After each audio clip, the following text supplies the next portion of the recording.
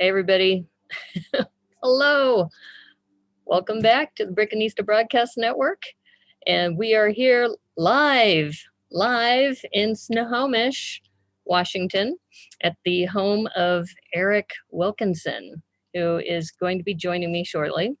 And I'm hesitating because I'm looking at myself and I look completely blue and washed out, and I don't know what it is. I'm going to have to figure out this camera a little bit better. But anyway, so this is another episode of Brickanista on the Move.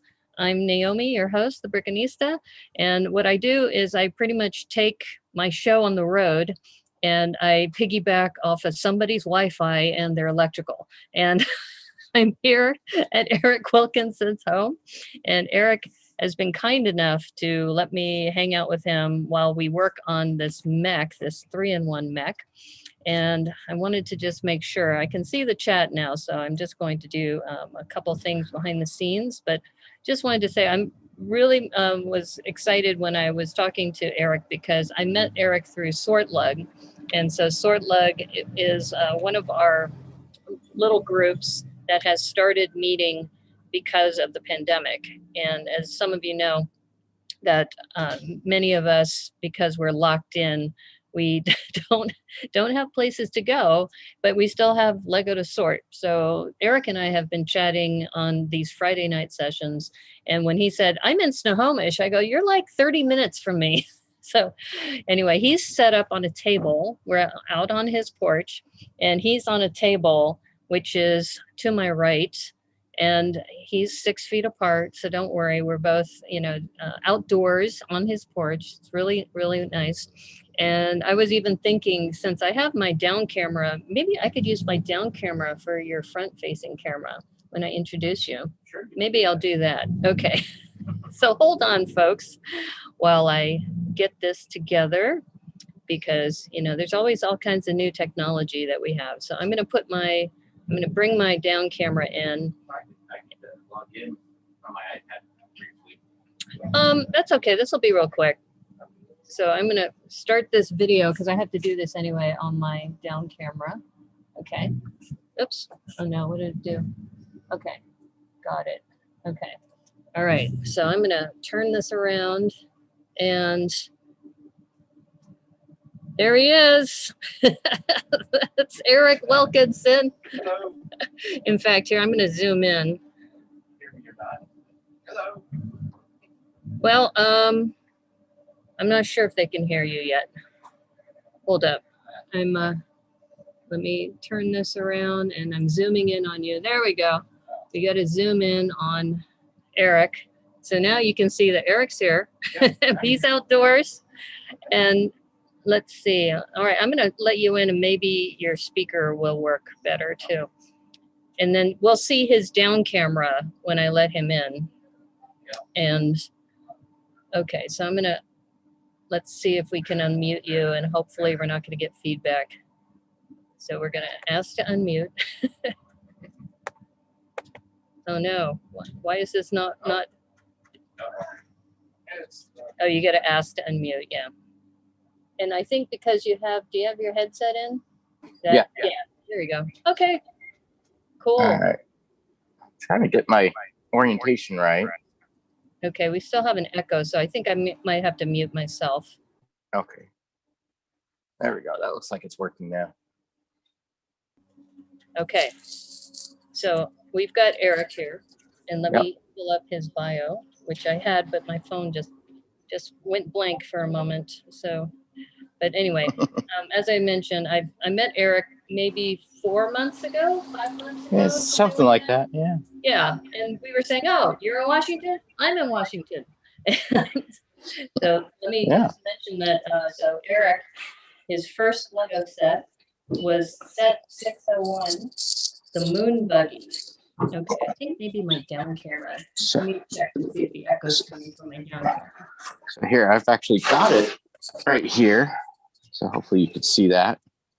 Oh, yeah. So this is my first set.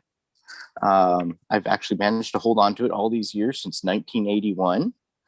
I'm not sure if that's the original space guy that was with it, but close enough. It's the right color. Mm-hmm. But yeah, so I thought that'd be kind of cool to kind of show that, you know, I've managed to hold on to things for a long time. I've got all of my old Lego sets for the most part, a few missing pieces here and there, but you know, I think I was a bit OCD and managed to try and keep all of my pieces as a kid. So pretty amazing. Oops, I gotta unmute myself again. Okay, I'm back. Yeah, I'm trying to compensate for there's an echo here, so I'm not sure where it's coming from, but anyway. So that was your first Lego set. Then you had your Dark Ages from 1993 to 2006, and Exoforce rekindled your interest. Yeah. Mm-hmm. And then his first public con was actually at 2010 at BrickCon, because as I mentioned, he lives up here in Washington. So he went to BrickCon in 2010 and got hooked and became an AFOL and exhibited in 2011 as an AFOL. Yeah. And the other reason why I think I connected really well with Eric is he's big into steampunk, which I'm so excited about, because I'm going to be the theme coordinator for Dystopia over at BrickCon 2021. And I've already told Eric and some others, I would really like to put together a big collab of steampunk airships in the Dystopia area, which I think would be super cool. So we've been talking about that. Yeah. So I don't know if you realize, but the theme for BrickCon is TBD. Now, most people think of that as to be decided, but TBD can mean anything, right? So I've been interpreting, I thought of an interpretation for steampunk, which is top hats, beards, and dirigibles. So, that would be awesome. Top hats, beards, and dirigibles. I love it. Yes. I love it. Though the beard part is kind of excluding women a little bit. Yeah. So, we might have to figure out something else. Yeah. Yeah. Well, we'll have to think about that. But I just think the top hats, you know, women wear top hats too. Yeah. And I think that there might be some other cool things happening there. Awesome. So, all right. So maybe top hats, brass, and dirigibles. Yeah. Brass. There we go. Brass will work. That's awesome. Yeah. All right. Cool. All right. So let's go back to your bio. Okay. And of course, why is my phone constantly turning off? I hope it's got plenty of juice in here. So sorry about that. And like I was going to print this out, but I was trying to get all of the digital social media stuff done, and I even flubbed that a little bit. By the way, the actual set number is 31115. So I got the set wrong when I put up the social media post. So here's another cool thing about Eric is that he's got a BFA, a Bachelor's of Fine Arts, right? Visual communications, and he's got an MBA as well. Yeah. Which is cool. So, and he worked for a lot of .coms as a web designer until 2001. And now he's driving buses in Snohomish County. Yeah. It's probably a relief because you can just go home at the end of the day and not worry about any of the drama at work. Because I know I used to have that when I worked at .coms. Which is, yeah. And so the other there's still drama, but it's a little different. A little different, and it's kind of contained, right? Usually, yeah. Okay. I just noticed I still have you spotlighted. Yes. Hold up. I know. I tried to spotlight you, so then that way. All right. Let's remove this spotlight. There we go. Okay. Let's do that. There we go. That's much better. As you know, this is a learning process for me. And doing this on the road, there's also some more technical issues that I'm not used to. And I think one of the things I may do just for the future is I've got to figure out lighting techniques, just depending on what kind of, when I was over in Mukilteo, they had this outdoor bench, and the outdoor bench was awesome. But the problem is the outdoor bench, depending on when the sun, came out or when the clouds came overhead, so I kind of like the porch because that it's covered, especially with the electronics. And, you can have some control over the lighting situation, but this isn't too bad. This is working out okay. So now that I've got, at least now they can see us instead of just the box, your down camera. I was trying so hard to focus in to give you, your close up of your set. Yeah, that's okay. Anyway, the last thing that you mentioned is that your professional interests are in transportation equity and planning. And Yeah. I'm really curious about that. Okay. Yeah. Yeah. So when the pandemic hit, I was furloughed for a few months, and while I was off, I started doing my own independent research as far as reading scholarly articles online, and just really getting into it. Discovered a couple of podcasts, and I've always been kind of interested in planning, but to get into the equity aspect of it was something new, and trying to determine what makes something equitable is really fascinating. I mean, there's so many different factors that you could look at as far as equity, whether it's just access to transportation or where that transportation goes. And it's something I want to get involved in more. So I'm in the middle of a class online right now for transportation planning, and taking that through edX, and it's being taught by Penn State, and it's like the guy who literally wrote the book on transit planning. So it's pretty exciting. And but yeah, and on top of that, I've been doing like LinkedIn courses on urban planning and development and things like that, and just really diving into it and getting interested. And I've made connections out in the field as far as CEOs that are bringing about new technologies, whether it's on-demand transit or micro transit, which is like the e-scooters and things like that. There's just so much going on right now in transit. It's really exciting. And I mean, some people will probably roll their eyes and go, "Oh, transit," but it's important. It's how do we solve our issue, like here in Seattle with the I-5 congestion, Oh, yeah. and it's like, if you build more lanes, it doesn't really solve anything, so. Yeah, and people just don't like to travel, like carpooling and what have you. There's just a lot and I'm from California, and we had a lot of that too. Just people like myself too, just you like the flexibility of like just jumping in your car and going somewhere instead of having to plan. But I think Uber and Lyft have changed a lot too about how we think about transportation. Yeah, because that's another concept that's rising right now is mobility as a service. So one of the things that I've brought up and others in the industry have brought up is the idea that public transit could actually be the hub for mobility as a service. So it would connect things like Uber, Lyft with public transit, with e-scooters. I mean, just kind of get that whole ecosystem together. So you'd buy a subscription, just like you subscribe to cable or whatever. You'd buy a subscription and you'd have transportation whenever and wherever you need it. So whether it's an Uber or public transit or whatever, and then that way you've got that flexibility that you have with a personal car. They've kind of done that a little bit with Google too, with Google Maps, where they give you all the options if you're walking, if you're taking the bus, if you're taking a rail, if you're driving, and also they connect you with Uber too, right, from Google Maps, which I thought was brilliant too. Yeah. So that's cool. So today's episode is going to be a little bit different, which is very similar to other formats that you see in other channels, because we're going to take this 3-in-1 mech, this space mining mech, and you can see in Eric's down camera, I think that he's got his actually, it says down cam, but that's my camera. And it's on him right now, so you can see him.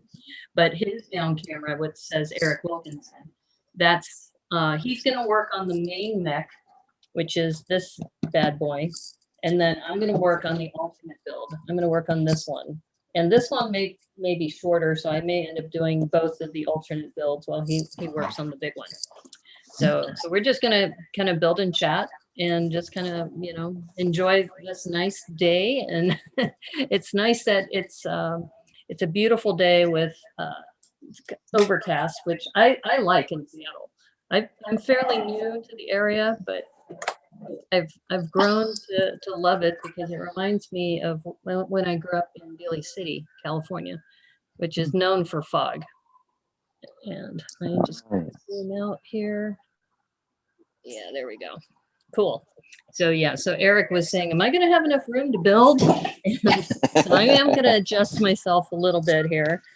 And this is what happens when I'm building regularly. So he'll actually be able to witness that when you're streaming and you're building for the camera, you're just kind of like leaning over.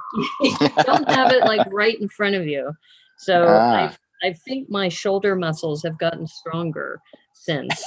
But Zach Martinez, hello, how are you? Do you know Zach, by the way? He says hello to you too. Hello. I think so. I'm not sure, but I think I recognize the name. Right. So we're just going to kind of sit here and chat, and we'll answer any questions that we have from people. And I think what's interesting is that Eric and I have chatted on SortLug in the past, and I think based on I think some of our philosophies are similar from what I can tell. I think so. Yeah. And I don't know if you knew this, Eric, but I worked in a different transportation industry. I worked for this nonprofit, the Southeast Association of Rail Shippers. Oh, okay. So I got to learn a lot about the rail industry. Oh, I bet. Which is interesting because there's also something called the last mile, where they talk about the transportation between the last car or the last stop of the train. And then you have to put things onto buses or trucks, and they call it like intermodal transportation, which I thought was interesting because there's a huge crisis going on in Los Angeles. The port of Los Angeles, and I think the port of Long Beach, is that the truckers can't get in. It's like it's bottlenecked right at that section, and you see truckers like waiting there for days just to get a spot to unload what's on the train from. So essentially what's happened is that the port of Los Angeles has all of these boats coming in, and they have all these containers, right? Yeah. And then the containers, they come off of the train or off of the boat onto either a train or a truck, and then it gets transported to its final destination. And that has been apparently not the best. Oh, yeah, no. So, I know in Seattle we had a similar issue for a while. Port of Seattle? Yeah. Yeah. Where you just couldn't get your truck in there to get loaded or unloaded. So this box, just so you know, is a little thicker than most boxes. And that's why they didn't have the push tabs. Because usually when you look at, like, I just opened a friend's box the other day. Well, that's interesting because mine is different. Mine has the push tabs. Yours has push tabs? Yeah. Seriously?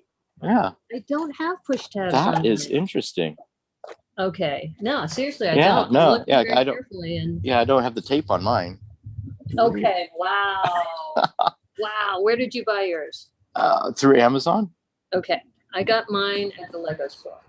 So this is cool. See, this is great that we're building together because, we have two different kinds of delivery. And packages. So packages for the same. Okay. So mine was direct from the Lego store. Yeah. I got mine off of Amazon, and it's got the push tabs here, as you can see. Oh, interesting. So hopefully you can see that in the video. Yeah, I see it. Wow, that's so interesting. Okay, well, that is interesting. Maybe we need to do this more often. Yeah. Like, did yours get push tabs? It's like mine has push tabs. I never even imagined that there would be different styles of packaging for a Lego like this. It's just okay. No problem, Zach. So Zach says he can't stay long. He just wanted to say ahoy hoy. So thank you for doing that. Ahoy hoy. Yeah, yeah. So just like other 3-in-1 sets, maybe yours, we'll have to see if yours has the 3 separate manuals. Yep, it does. Yeah, so we have 3 separate manuals, and Eric's going to work on the main one, which is this one. And then I will work on the smaller ones. Yeah, so I will work on, I think I'm going to do this one first. So I'll work on this one first. This little crawler, kind of a creepy crawler thing. And Ah, then if I have time, and there's this skinny, uh, and the way this is set up, when I first looked at this, it looked like they were like kicking a ball, like if this was a football. But I don't know. I guess it's just the weird way my mind works. But they kind of look like the Doctor Who canine thing, right? yeah, yeah. I also love this last one because it has this little tiny robot build right here, which is super cute. So anyway. Oh, moving pieces.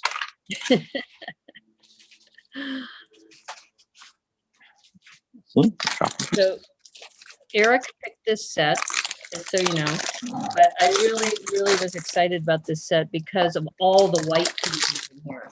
There is a ton of white pieces. And the other thing that Eric has provided, which I think is super cool, is he has this box. So he has this box set up. So for my down cam, it looks like it's going to work out well. I'm just making sure it's in frame.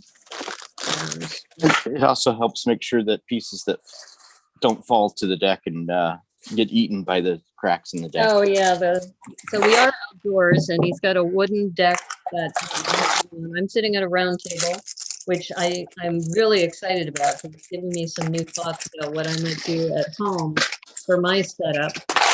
But this is interesting too, because this 3-in-1 set, this one has no numbered bag. You probably remember that the last one that I did, I think the Fire Dragon, that the first main neck portion, and I think the Wild Lion set is like this. The main build has numbered bags, so you can follow along with the main build. And then if you're doing one of the sub builds, then you have to break it all up. But this one has no numbered bags, and yours has no numbered bags. Nope, no numbers. No numbers. So, and as you know, I always like to use my scissors to open up the bags. But this is going to be a little bit of a challenge. In fact, I might have to turn this. I'm going to have to turn it this way because this cardboard is really tall, and since I'm at an angle, I can't see into the box. So I'm turning this around this way. Now this is cool. Look at these pieces. These translucent, like bright green 1x2s. Oh yeah. That's awesome. Those are nice. Love those. Yeah, those look like they glow in the dark too. I have to get a blue light to see if that's the case. But yeah, I don't know. Do you do a lot of knolling when you build? Not really. Yeah, I don't either. I also like to keep my smaller bags kind of intact, and I take out the bigger pieces because I find, especially in my workspace, I don't have a lot of room. And I find that the smaller pieces, I can usually get them out fairly quickly. Yeah. I just dumped everything in, so I'm going to be in trouble here pretty quick, I think. Oh, no. No, it's okay. I mean, this is good because, like I said, this is a new format for me. And I wanted to, when I talked to Eric about this, and he says, hey, do you mind if we build this mech? I said, no, that'd be awesome. So and you start to also learn different techniques from other builders too. Yeah. Another reason why I think this is a good format. And we're just, Brickanista on the move. You just never know what you're gonna find. Right? Now this is also interesting too, because you probably remember these pieces from the hidden side. These teeth. And there is a little build in here which is adorable, which is this little guy, which is going to be an Eric set. This one. Yeah. This little creature is hysterical. So I think also some of the side builds are also something fun to watch as well. Yeah. But yeah, so when we were talking a little bit on sort love, we were talking a little bit about how there's just so many different streamers out there, and right before the stream, Eric and I were talking about how Jane Bricks has just joined YouTube or Twitch, so that's a game changer. I mean, I don't know Jane very well, if at all. I have no idea if he even knows who I am, but everybody knows he's a huge YouTuber, and he has now started streaming on Twitch. So what he's doing is he's taking the set and he's building them live on Twitch, and he does his reviews on YouTube. So that, to me, like I said, I think that's a game changer. I think you're going to see, now that he's on Twitch, his followers are going to come on Twitch. You're going to see a lot more people building. Just in the last, I don't know, I've been streaming since September, and that's not a long time. It's what, 9 months or so? Mm-hmm. And I've seen just this uptick of more and more people streaming, because before, I used to be one of the few people who were streaming around 9 p.m. Pacific time. I usually start at 9 and I go for about 3 hours. And then just in the last, I don't know, 3 months or so, it's like everybody's streaming at the same time. So in a way, it's good. It's good for, the platform, but for the streamers, we're trying to build a following, and there's just now so many choices, right? There's just so many people all streaming at the same time. So that's the only thing that I don't know. I may focus, depending on how things go. I've been doing 3 on Twitch and 3 on YouTube. Still trying to figure out what's the right mix, right, of the 2 platforms. But yeah. So I just finished the little green guy. Oh, nice. Nice. Okay, let me see if I can focus in on you. And I got to remember to take the spotlight off. Okay, I'll try I'm going to spotlight you. And okay, there we go. Yeah, it uses the mixel joints to nice. get the head there.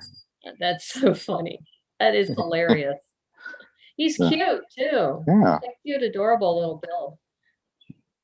Yeah, I think the eyes really do it too. Yeah. Yeah, that's hilarious. I'll sit him over here. Okay. See how you. All right, now I got to remember to take this off the spotlight. Yeah. And it's interesting because I'm a Zoom, I guess, facilitator or Zoom master for a city of Sebastopol for some of their meetings. And it's nice because they don't have to worry about that. We're doing that all in the background, right?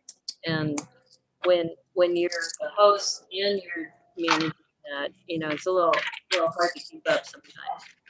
Here's that dome piece. Yeah. That massive dome piece, which is pretty cool. Yeah. Yep. So anyway, it's looks like there's 2 domes. There's also there's a clear dome. So if you have if you're interested in these dome pieces, which you see a lot in Space Mechs or just space builds as a whole. Yeah. This is interesting because it also comes with this bright yellow and then this lighter butter kind of yellow. And I was on Thrifty recently and they asked me what's my least favorite color. And unfortunately it's this one. I just don't use it in much, and it's so funny. I just sent a bunch. Oh, hey, how's it going, Joel? Never gonna give you up, or Bill. How are you? Good to see you. We're here in Snohomish on the porch of Eric Wilkinson's home, and Eric is to my right. And so sometimes you'll see me turn to talk to him, but you're not seeing it on camera because he's got his camera on the down camera. But anyway, so he's building this, the main mech, and then I'll be building. I'm going to start with this guy here, this little crawler. We're going to start with that. This one has a little side build too, a real cute little robot thing. Mm-hmm. Yeah. So anyway. I love the fact that this has 1x2. Let me see if I can find the. They have a ton of these green translucent pieces. It's got a lot of these that are, and they got the 1x2 yellow. But this is what I'm really excited about. OMG. Oh no, I just dropped it. Here it is. 1x2 rounded plate with holes in green. That yeah. is awesome. Yeah. So I don't know how many are in here, but this I've got to use this already. First build I'm doing. So yeah. So I'm stoked about that. I think it's just the one. Is it just one? Yeah. Wow. Yeah. Like I This is said. why you got to get multiples of these sets, right? Yeah. Sometimes you look at it going, oh, I guess I need to get another one just for the parts. Yeah. So you're doing the Rebrick challenge. I just did one of that. Yeah. Yeah. And- We should show that too. Yeah. I'll have to bring it out here in a bit. Yeah. But I had already bought one of the sets before, but it had already been parted into my collection. So Oh, okay. I went out and bought another one, Uh-huh. Amazon, right? Uh-huh. And it was on sale, so I grabbed two of them. And it's just, having those parts are great. I tell you, that fire dragon, I love that fire dragon. And that has the dark red. And also it also has, I think, or am I thinking about actually, if I think about the wild lion, it has dark red, yellow, this flame yellow, which is, amazing. So I hope you're doing well, Joel. Seems like you and now Cornado are in a race for how many new names you can come up with. So yeah, I don't know how much you watch Thrifty Bricks, Eric, but they were on right before us. So they were on from 10 to 12. So, okay. Yeah. I need to start watching more of the Lego community. See what everybody's doing. Yeah. Well, there's just a lot of people. It goes back to what I was mentioning earlier, that there's just a lot of people streaming now. Yeah. And like I said, I've been streaming I started on Twitch, and then I added YouTube, mostly because Twitch, one of the things that I really bothers me about Twitch is that they don't save your recordings. Yeah. So, at least on YouTube, when you've recorded it, you have, a recording of it online. And so that drove me crazy. And I just said, okay, I'm going to have to do something about this. I don't know if they still do it, but way back when I tried doing Twitch, you could export everything to YouTube almost automatically. And then that way you'd have automatic. Yeah. Like I said, it was almost automatic. Yeah, I mean, you have to download it, and then you got to upload it to YouTube, and they give you a 24-hour period that you can't do anything because they don't want you streaming at the same time. It's, the use policy, and Interesting. These eyes are cute. These are adorable. Oops. Oh, it's a good thing you have these high walls, because that just blocked that. Yeah. So there's the eyes. I'm going to zoom in on mine a little bit. Let's see. I got to go back and forth. Let's see. Yeah, this works. So, yeah. So once again, it's kind of like, you're trying to build a following, but you're competing with all these other Twitch streamers and YouTubers, and like, what do you have that these other people don't have? And I guess you just have to wow them with your personality or something. I don't know. I like the idea on Twitch, at least, where we can rate other broadcasters, and hopefully we can start rating other Lego people as well. Yeah, it's actually been fun because I actually started watching Animal Crossing people. Okay. Mostly because there were so many Lego people who do Animal Crossing. I just had this fear of missing out, right? Because they would talk about like Dodo Airlines, and I was like, I don't have a Twitch or Switch. I don't have these things. Okay, look at this. This is adorable. This little build here. Which one? Oh, This it's- one, I'm holding it for the camera. So Nice. this little build comes with the crawler. It seems like they have little goofy companions to go with the other builds. Yeah. Yeah. You're so cute. That's adorable. That is freaking adorable. Okay. Yeah. So like I said, I found that, and Eric is witnessing this, because for me to stream and to build, I have to have my down camera over here on the right. And I'm sure there's a better way to do it, because I've seen other streamers have a setup where it's actually right in front of them. But for me, it's kind of like on my right. And that's how I've been managing through this. And so now Eric understands. Yeah. It's kind of like talking, building, and managing a conversation about a topic. It does. It's not for the faint of heart. I'll just say that. But my brother laughs at me because, yeah, you've been talking to yourself for so long. Now you can actually make use of that. Make use of that skill. Ouch. Yeah, my brother, he is so freaking funny. I'm really excited because I have a birthday stream coming up. I gotta confirm with him that what time he'll be coming on. But Oh, nice. there are so many Geminis that I have met in the Lego community. Yes. Yeah. You're a Gemini too, right? Yeah. Yeah. So it's kind of like, what is it about this hobby that attracts Geminis? I wonder. I think part of it is that, we, at least in my mind, we like to keep active, right? Sure. Yeah, I do. Yeah. I think we like to keep our minds active. And I think this is one of the ways that we do it, is through building with Lego. I think the other thing, at least for me, is that the spatial creativity, being able to build something in a creative way using Lego has been another part of that.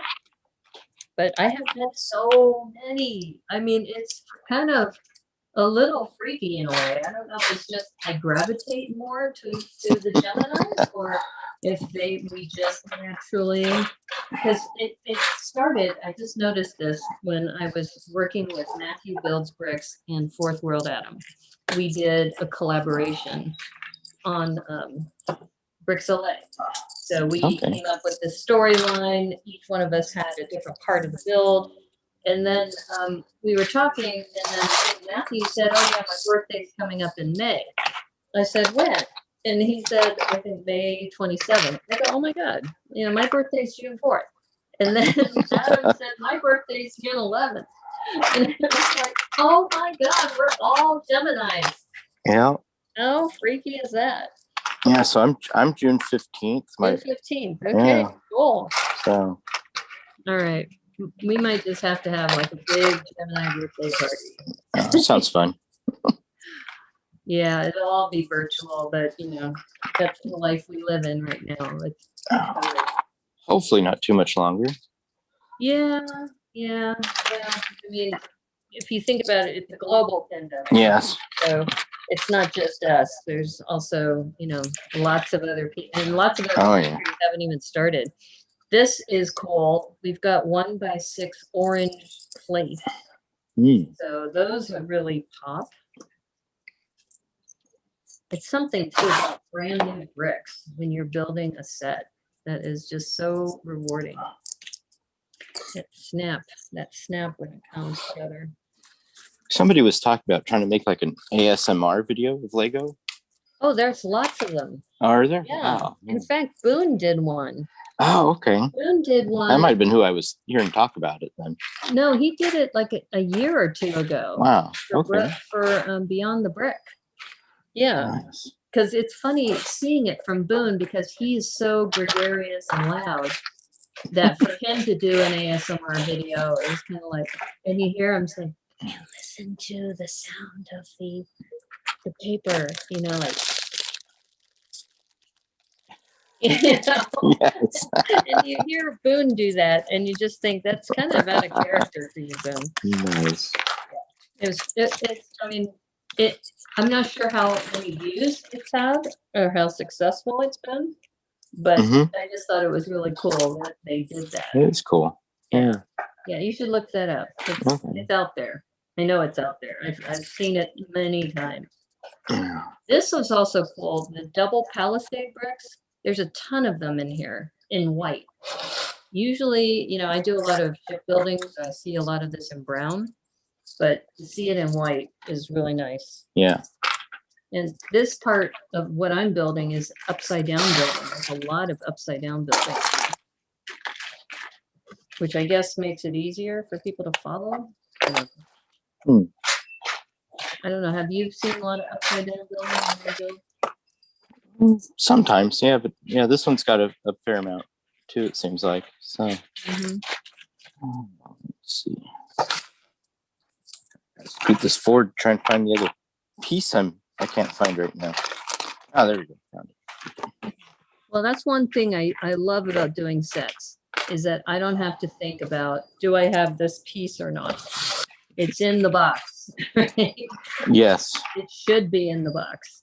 Should be, Yeah. but yeah, there's definitely been situations where a piece hasn't been in the box, or it's Well, we have a phrase in the Brickanista Broadcast Network. It says, "May the clutch be with you." yes. And it started with Cornado saying, "Trust in the brick, Brickanista." Just in the brick. Yeah. And, you know, just like you, trust in the brick, Eric. It's in the box. It's got to be in here. It's in the box. You just got to trust in the brick. Yeah. What's in the box? What's in the box? Yeah. Oh. But this looks like it's making Yes. like a jukebox kind of thing. And okay, I finished doing that. Told me to turn it around. So now it's like that. And okay, so this is going on the end. Okay. So there we go. Oh, nice. I think this is the face of this scroll. But this is an interesting technique using the 1x2 palisade to kind of give it some texture. That's pretty cool. I'm checking the chat. I see. Okay. So far, we're okay. Yeah. Just kind of a couple people lurking. No questions. Yeah. So now, okay, we have another sub build to do. I'm going to zoom out just a little bit because I think we're going to need some more space for this next portion of the build. And it's like, can't find my mouse. Where'd my mouse go? There it is. So I don't know if you've noticed, but in a lot of some of these creator sets, you get this dark blue, red, and white pattern going on right now. Oh. Huh. Not so much in like the lion one that we just did, but Right. a lot of these I've seen lately have had this The dark blue? red, and white pattern going on. So, I think, well, I noticed that definitely in the Captain America set, but I'm trying to think of, I'll have to look. yeah, I've got a yacht that I got a while back. It was another 3-in-1, and its color patterns were white, dark blue, and red. You know, it could also be the designer. Could be. Yeah. Is that the designer has favorite colors, and they usually like to throw in a couple of those colors in there. So Yeah, if it's the same designer, then that could be their pattern. that could be. Yeah. Kind of like a little signature. Right, exactly. I could see that. Yeah.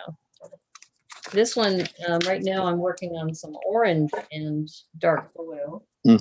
And the other thing I like about this set is it's got 1x3s in dark gray. So I'm looking for those now. Dark gray 1x3s. So these guys. So it's got a couple of these. And some mixel joints, of course. Oh, of course.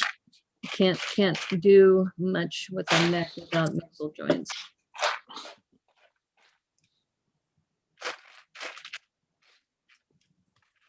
Where is it? Where is it? I know it's here. Trust in the brick. I'm looking for a 1x3. Where is it? I just need a 1x3. No. 1x3 gray. All right, we're gonna do some knolling because it seems like I can't seem to find it right now. That's what happens is you start knolling by color. Just to get to the one piece you need. So I just tested out to see how well a figure fits in there. And Oh yeah? he fits exceptionally well. Oh, okay. So So we got a minifig. Here, let me spotlight you so that we can see that. It has kind of a Buzz Lightyear kind of look to it. it does, doesn't it? Yeah, definitely. Definitely. Okay, here, let me spotlight you so everybody can see. Okay. Now, does that dome still lift up? Yep. So it opens. Okay. You take them out. I guess they just didn't want to provide the minifig. I guess. And they give you a brick built one instead. Okay. well, then that's good to know because I already gave it minus points because it's a mech without a minifig. So I guess they just decided to keep the price point down. They had to take the minifig out. That's I guess. I mean, could be. Who knows? All right, let's see. Where's this 1x3? This is what is. Nope, you still got me spotlighted, I think. Oh, I'm sorry. There you go. Let me get that. Yeah. I just, it's funny because there's just so much to think about. And if you have somebody who is like a web manager, they can do that for you, right? And you can concentrate on building and as they say in the industry, be the talent. Right? You're the talent and you've got behind the scenes people doing the other stuff. But okay. All right. I know it's in here. I know there's another 1x3 dark gray in here somewhere.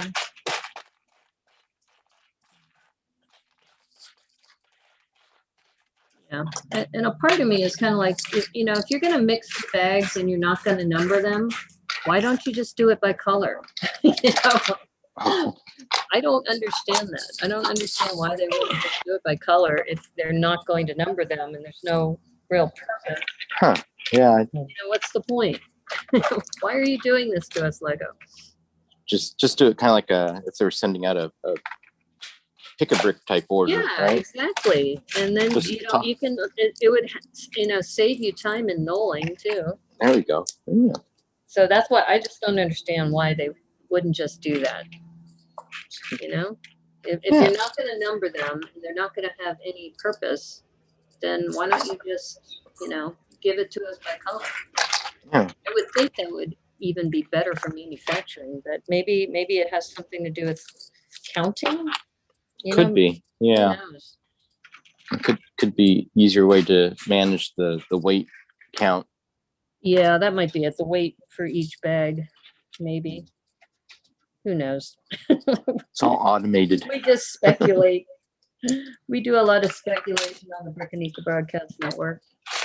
I've also wondered why they haven't done more bags where you've got certain bags that can be put into multiple sets, right? Yeah. So I wonder if any of that happens as well. Oh, maybe that's why they're bagged in a certain way because they could repurpose the bags. Could be. That's just a thought. Yeah, that would make sense if they're thinking like that. These are nice too. These 1x1s with vertical clip. Yeah. Oh yeah. So that's in here as well. Oops. Am I doing that right? Yeah. So these are one of the newer pieces that I really like are the 1x1 curved clips. Oh yeah. Because you can clip them together, right? But then what you can also do, just do a quick little demonstration. Let me spotlight you. Hold up. Let's see if I can figure out a way to demonstrate it well. So something like that there. You could do like a pinwheel shape. Well, so what you got is you've got a hinge that goes this way and this way. It's great. Yes. So anybody that's into like transforming type stuff or mecha or having parts that move, it's a great way to add a little bit of extra movement like that. So one of the things I like. Wow. See, that's another reason why just for a parts pack. Yeah. This is a really good set for the parts. And as I mentioned at the beginning of the stream, for those of you who asked, I'm not a big mech person, but I needed a lot of white parts. Yeah. So just having all of these white parts in here is amazing. And I love these 2x2 with the corner, kind of angled corner. Those are nice. Yeah. Yeah. So much fun. Yeah, and I think too, when you talk to people who have, been using Lego for a long time, there's always back in the day, we didn't have those curved shapes. Everything was blocky, which is true. I think all of the designers who come up with these interesting shapes have really been able to elevate the sculpting abilities of Lego. Let's see. I'm still looking for that plate. I need one more of those 2x2 plates that are white.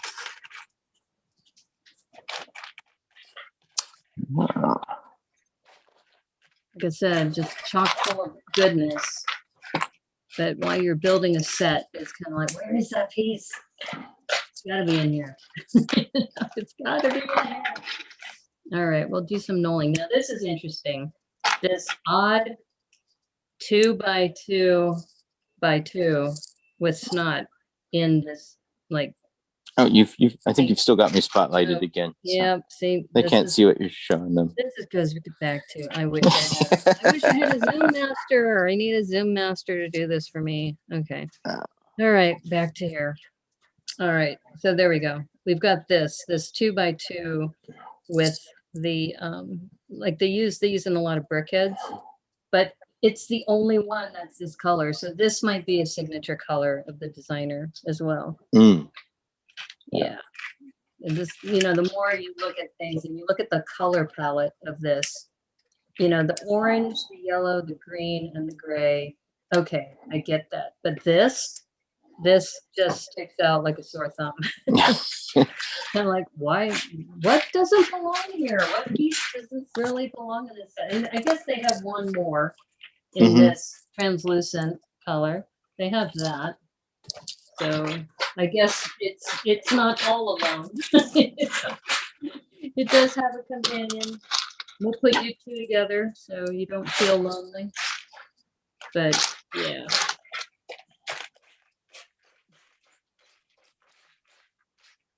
It has the shield piece, which is nice. And the other thing, there's no stickers. So there's no stickers in this set. Everything's pre-printed, which is nice. But I really wish I could find this piece. This one. Oh, there it is. That's why I trust in the brick, Brickanista. There we go. And you see that shield forming? I have a feeling that that's going to be coming soon. Oh.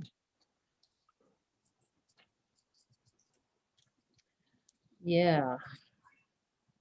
So do you work on a lot of mechs in general? Not as much as I'd like to. Like I said, Exoforce was was the series that got me back into it, and that was because of the mechs.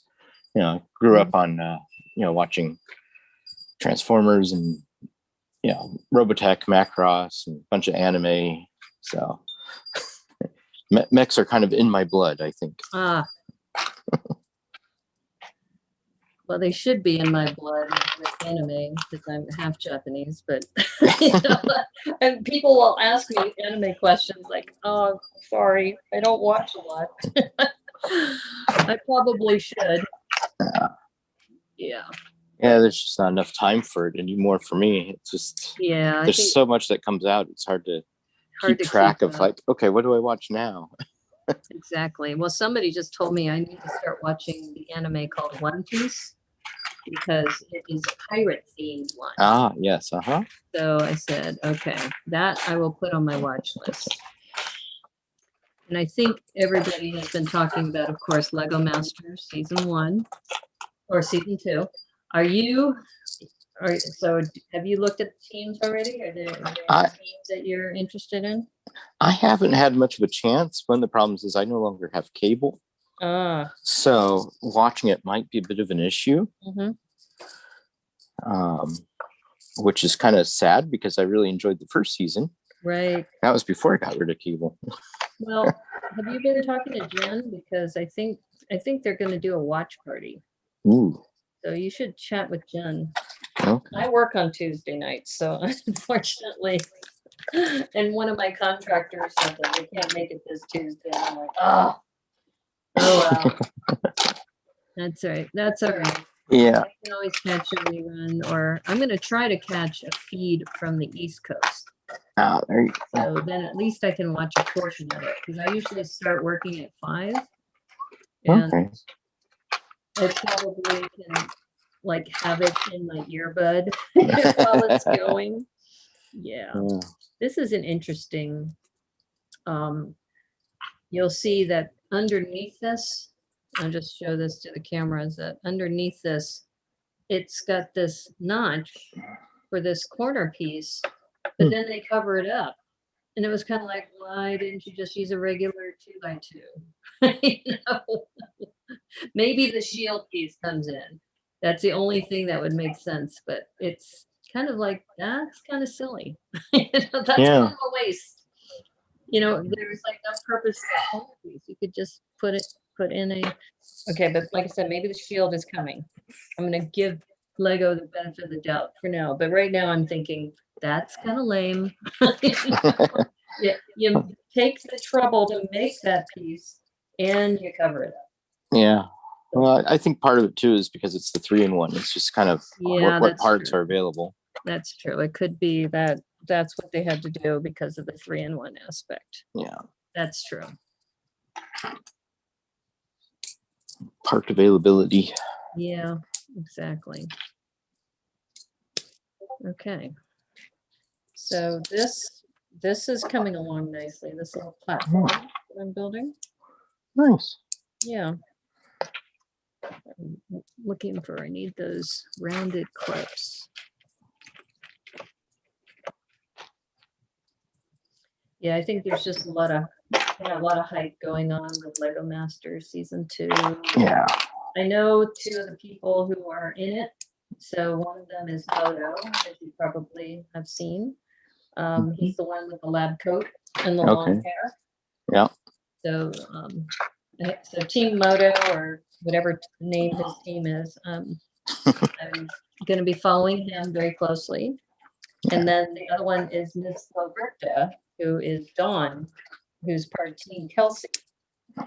And yeah, so I know her because Brickworm is her sister. I didn't know if you knew that, but Brickworm is her sister, and they are both very, very good Lego designers. Or I should say Lego builders. Okay, so here's more of this yellow. Bringing a little bit of color in here. Yeah, chat's really quiet today. I think because it's a nice day. People are out and about doing things on a Sunday. Yeah, and it's the 3-day weekend aspect too. Exactly. So that's okay. That's okay. You and I have plenty to chat about. Yeah. But yeah, I was just noticing, I went to the post office the other day, and they were telling me, I said, is it always this quiet on a Saturday? They said, no, it's Memorial Day weekend. Like, people are doing stuff. Yep. Yeah. I got a friend that works at the post office now. Oh, cool. My dad worked for the post office for many years. So I'm a fan of the post office. He would often, whenever we would travel, he would want to go to the post office just to see what it looked like. Yeah. It's some really bright orange. Yes, it is bright orange. It just seems Definitely. brighter than normal. Maybe it's because I'm outside. Well, I think I don't know. I heard that, I think it was Tom, I think, or somebody was saying, I think they're using a new kind of plastic. Could be. Yeah, because it is really super bright. All right, so Not now, complaining. I like it. So I'm going to have to get some more. Exactly. All right, so now it looks like I'm supposed to connect this to this. All right, so let's see how this works. Okay, I guess this connects here.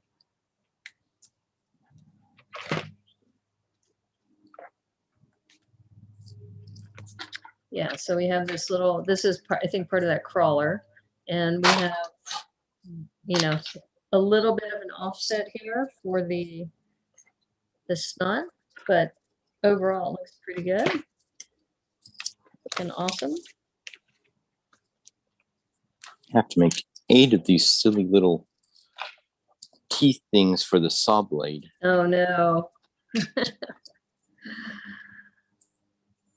All right, so we've got the sides. And lock those in. Yeah, that's important. Locking things in, definitely.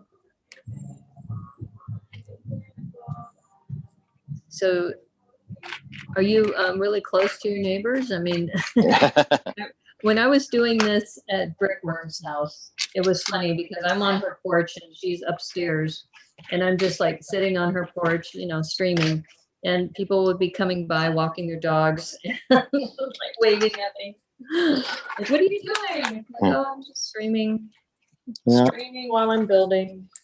It's actually pretty quiet today. Is it? What was really funny is that the person that just drove by was playing a Weird Al song. Oh. I'm a big Al fan, so I was like, I love these pieces, these curved pieces, these angled curves. I don't know. Here, let's see if I could take this one off. Maybe one of these. I don't know if I have any more close by. Well, I've got it pretty locked in, but anyway, it's this angled curve. Ah, yeah, okay. It's similar to the rounded curve, but it's got this sharp angle. And it really helps with shaping. That's one thing I didn't bring. Actually, I have one on my keychain. I have a book separator.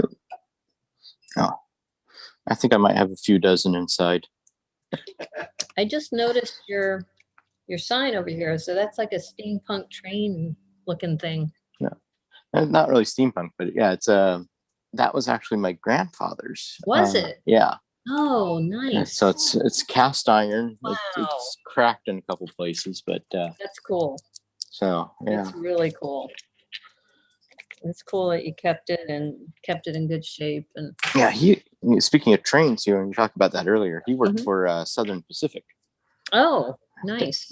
Down in out of Bakersfield. Mm-hmm. And so he was a safety inspector, and he worked the Tehachapi Loop and amongst other things out there. So if you're familiar with the big Tehachapi Loop, it's like a 1 mile. It goes down loop. to Southern California. Mm-hmm. Mm-hmm. Yep. The Tehachapi Mountains. Yep. Yeah. Well, it's interesting because ever since I had worked with them, I had a whole new appreciation for trains that I didn't have before. And I had a chance to go to Utah for this nonprofit that I went on my own, but it was because of this nonprofit I went there. And it was the sesquicentennial anniversary of the Golden Spike. Oh, nice. And I missed it by a week. Oh. I had to be at this convention or this conference, and it was the week after, and I'm like, oh, you're kidding me. But they had this train that they were running on its original route. Mm-hmm. So it would meet up right at I think they called it what was it? Big Bert, maybe? I'll have to look it up. But friends of mine were like tracking it, and they were like following the train and then taking pictures of it and posting it. I was like, oh man, I'm right here. I'm in Ogden right now. Yeah, Ogden, Utah. Yeah. yeah, we went through there not too long ago. Mhm. We went. So we stopped at Golden Spike National Monument, and it was so close. It was so close. yeah. Wow. Yeah. And then there's the train museum right there in Ogden. Yep. We stopped I there. went there. I went to the train museum. And then we went on out to Dinosaur National Monument. Oh, that must have been awesome. Yeah. Yeah, I really regret that I didn't spend more time because I was literally right there. But I had to get back or something. And I mean, it was nice. Utah is just beautiful. It's amazingly beautiful, actually. And I just feel that. Oops, I jumped the gun here. Okay, now this is the time for my brick separator. So you know I'm a geek because these are my keys for my car, and I have a brick separator on here. Nice. Because you never know when you're going to need one, like right now. So this needs to come off. There we go. I feel like I'm blind right now. I'm looking for a part, and I'm not seeing it. Yeah, that's what happens. There it is. That's what happened. Trust in the brick. Yeah. Trust in the brick. As soon as I said that, it popped out at me. Yeah. There we go. That's going to be my new mantra. Trust in the brick. Maybe I need to get Boone to help me with that. Because I have those stickers that say, may the clutch be with you. Yeah. But anyway, the sesquicentennial, I was there, but I missed it. It was like, because all the hotels were full. Right. I was lucky because since I was going to this conference, they had a block of rooms set aside. But, you know, when I said, hey, you know, if I change my mind and I decide to stay, would that be possible? They said, no, we're completely booked. Wow. I'm like, rats. Oh, well, maybe if I'm still around. Actually, I won't be around for the 200th. But it may, who knows? Who knows how long I'll be around. Yeah. Yeah. If nothing else, I learned that through this pandemic, you just have to appreciate every day you have. Yeah. And you were there when I think I told you about my face plant. Oh, yeah. Oh, you heard about this, right? I think so, yeah. Yeah, I face planted hard, and I was lucky because if I had fallen a different way, I could have paralyzed myself. Ouch. Yeah. You know, I had a bit of I could feel my brain. You know how they say your brain is like jello, right? Right. Inside the skull. I felt my brain slam against my skull. I could even hear it kind of squishy, you know, kind of like how, like, if you can imagine the sound of a sponge when you wring out the sponge. Uh-huh. Oh, wow. You've got a lot there. Yeah. Yeah. So Yeah. It's coming along nicely. It's nice. Yeah. But anyway, I just, and it scared me. Honestly, I was scared. And that's why I texted Brickworm and I said, can you watch me on my channel? And here's my contact information. If I start slurring my words, would you call an ambulance for me? I mean, it sounds ridiculous now, and we can laugh about it now, but at the time, it's serious, yeah. Yeah.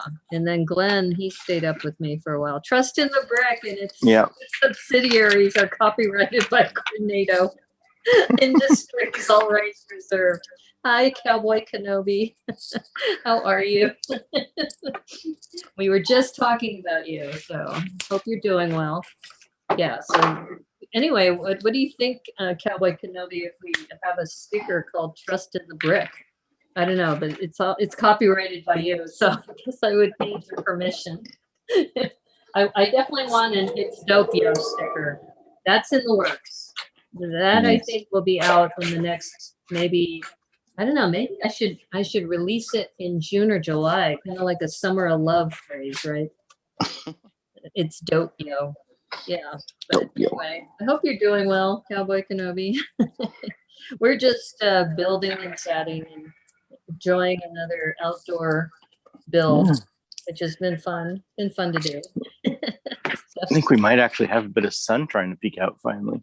Yeah, exactly. But we're covered, so if it does start to rain, we won't have any problem with that. Yeah. But this is kind of neat with these pieces too. I don't know what these are called, but they're kind of like they're like round popsicles. Like I said, I don't know what the official name is. Round black popsicle pieces that are used, for a lot of embellishment. Oh yeah. Mm-hmm. Okay, so I am, let's see, where am I at? I'm on Oh, number 40, step number 36. Take that back. I love this little display here of the click. Let's see if I can hold it up to the camera enough, but Hold it to the camera, yeah. it's got click in like several languages. Yes, I think it's that one piece. Yeah. They've done this in a couple mechs. Yeah, Yeah. but the click is definitely. Now this is kind of funny. Now that I'm looking at my down camera, this kind of looks like a face. Mm. That's the way it looks right now, with these two being eyes, these two Uh-huh. being ears, and this is like the big mouth. Hello. Yeah. So for those of you who just joined, Eric here is also a Gemini. You said the 16th, 15th. 15th. Yeah. So June 15th is his birthday. I have met so many Geminis in this in this hobby.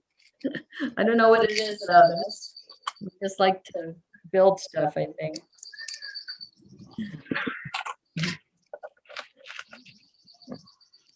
Well, kids are out playing now.